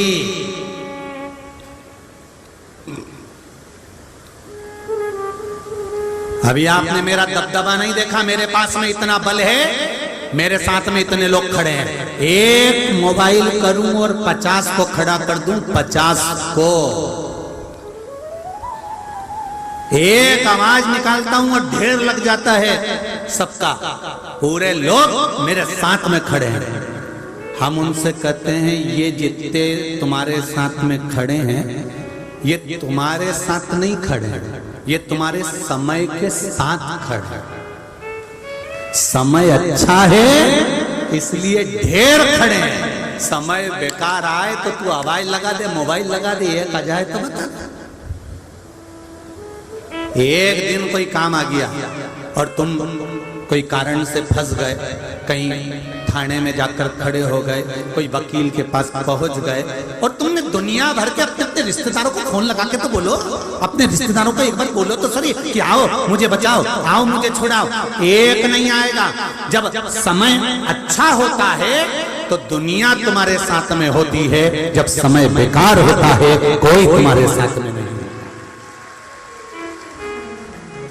अपने भीतर के अहंकार को निकाल दो कि सब मेरे साथ हैं, तुम्हारे साथ नहीं, तुम्हारे समय के साथ। तुम्हारे साथ तो कोई भी नहीं है। ये भी जब दुख की घड़ी आएगी कोई नहीं आएगा, वेंटिलेटर में पड़ा रहेगा, मुंह पे मास्क ऑक्सीजन का लगा रहेगा, मशीन टू टू टू टू करके चलती रहेगी, और परिवार वाले महामृत्युंजय का पाठ करते रहेंगे। तेरा साथ देगा उस वेंटिलेटर पर, उस ऑक्सीजन की मशीन पर, उस पलंग पर अगर कोई साथ देगा तो जितने रिश्तेदार सब आएंगे अंतिम समय में, कोई साथ देने नहीं आएगा। बस साथ देगा तो तूने जो एक लोटा पानी शंकर भगवान को चढ़ाया है वो तेरा साथ देने के लिए आएगा। जो तूने एक बेलपत्र चढ़ाई, एक चावल का दाना चढ़ाया है वो तेरा साथ देने के लिए आएगा। तूने जो शिव महापुराण की कथा हिंगोली में सुनी है, आस्था चैनल पर सुनी है, फेसबुक यूट्यूब पर श्रवण करी है, वो कथा जो तूने सुनी है वो एक पल के लिए, एक घड़ी के लिए तेरे पास आएगी जरूर, आएगी। अंत समय प्रभु आना पड़ेगा, वचन दिया तो निभाना पड़ेगा।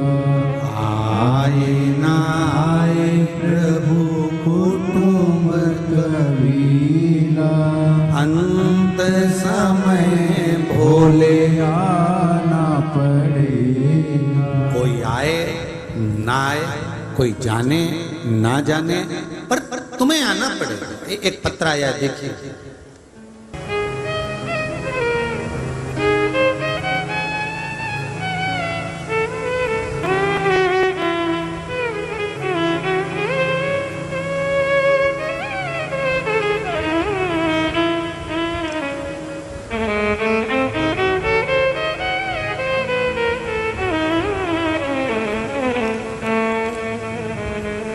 सुनंदा गोपाल मानकर, पातूर तहसील, जिला अकोला, महाराष्ट्र, गांव सस्ती। कहीं बैठी हो तो हाथ हिलाइएगा। आप ही हैं, दोनों हाथ हिला दो एक बार। श्री शिवाय नमस्ते। बाबा, मेरे पति की पीठ में एक गठान हो गई थी और डॉक्टर ने ऑपरेशन करने का बोला था। गुरुदेव, ऑपरेशन का सुनकर मन बड़ा दुखी हो गया। तब शिव कथा सुनती थी, आपके बताए हुए रुद्राक्ष के जल पिलाने वाला उपाय सुना और एक रुद्राक्ष में लेकर आई, बाबा के धाम से उसको गलाया, शिव जी को चढ़ाया। वो पानी अपने पति को देने लगी, एक बेलपत्र देने लगी, और बाबा की कृपा से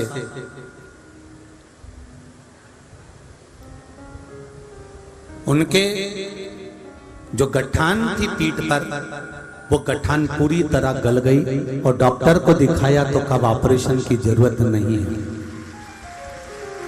एक बेलपत्री रोज प्रतिदिन उनको लाकर देने लगी। जब उनके मुंह में छार छार होने लगा तो वो बेलपत्री की गोली बनाकर देने लगी। बाबा की कृपा से जो शुगर थी उनको, और शुगर इतनी थी कि दवाइयां लेना पड़ती थी, पर बाबा की कृपा से शुगर की 2 गोलियां खाते थे, पर बाबा की कृपा से वो भी गोलियां बंद हो गई। ये शिव की कृपा है। बैठिए बहन। हर हर महादेव। श्री शिवाय नमस्ते। आपका स्नेह, आपका भाव, भगवान के प्रति आपका समर्पण,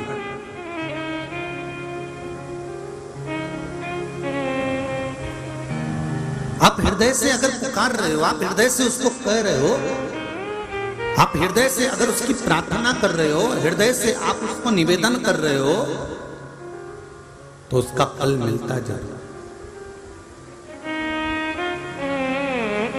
बखान क्या करूं मैं, लाखों के ढेर का झपटी भवोत में है खजाना कुबेर का। बखान क्या करूं मैं, राखों के ढेर का झपटी भवोत में है खजाना कुबेर का। हे गंगाधार मोक्तिदार ओमकार तू, भोले ओमकार तू। आयो शरण तिहारी शंभु तार तार तू। भगवान शिव की कथा कर रही हो, वरदानी का चरित्र कह रहा है, भगवान शंकर का संवाद कह रहा है, शिव तत्व कह रहा है कि आप जिस भाव से भगवान को भजते हो, भगवान की शरणागति में रहते हो, भगवान के चरणों में रहते हो, उसकी छत्र छाया में रहते हो, उसके पास रहते हो, तब तक दुख सताता नहीं है महाराज। ऐसा नहीं है कि दुख आएगा नहीं। हम ये नहीं कहते कि दुख नहीं आएगा, आएगा। मानव का जो शरीर मिला है वो दो कारणों से मिला है, एक भगवान का भजन करने के लिए और एक अपने कर्म को भोगने के लिए। तो दुख तो आएगा, पर उस दुख में आपको मालूम ना पड़ पाए कि मुझे दुख मिला है। जैसे रोटी बनाते समय आटे में थोड़ा सा नमक डाल दिया जाता है तो स्वाद आता रहता है। भगवान से प्रार्थना करना, प्रभु आटे में जैसे थोड़ा सा नमक डलता है और स्वाद आता है, ऐसी कृपा करना कि हमारे जीवन में थोड़ा थोड़ा सा दुख दोगे तो हम सहन कर सकते हैं, पर तुमने बहुत सारा दुख एक साथ दे दिया तो हम सहन नहीं कर पाएंगे, हम सहन नहीं कर पाएंगे। बहुत कठिन है फिर सहन करना, बहुत कठिन। शरीर का और समय का सदुपयोग करिए।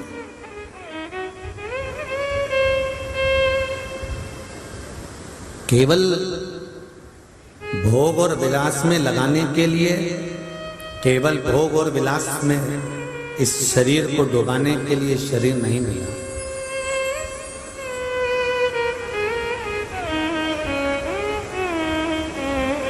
बहुत कीमती है ये शरीर, बहुत कीमती।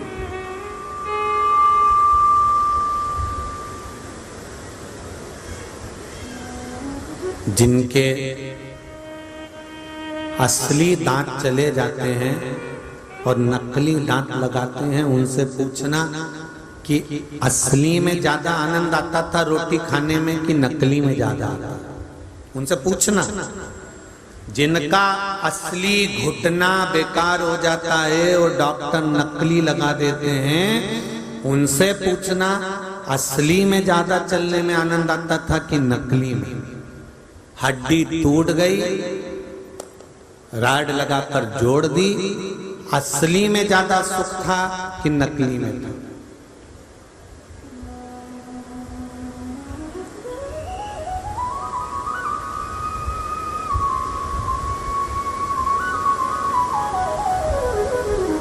जिनके बाल चले जाएं और उन्होंने नकली लगा के रखे हों, तो उनसे पूछना कि असली में सुख था कि नकली में। पूछो उनसे।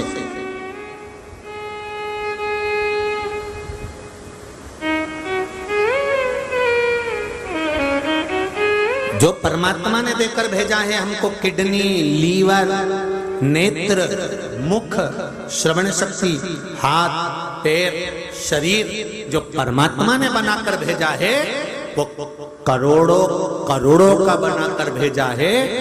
हम अगर इस शरीर को गवा देते हैं, उसको व्यर्थ में नष्ट कर देते हैं, तब ये शरीर जब हॉस्पिटल में पड़ा रहता है तब समझ में आता है कि एक किडनी, एक लीवर, एक आंख, कान, दांत की क्या कीमत।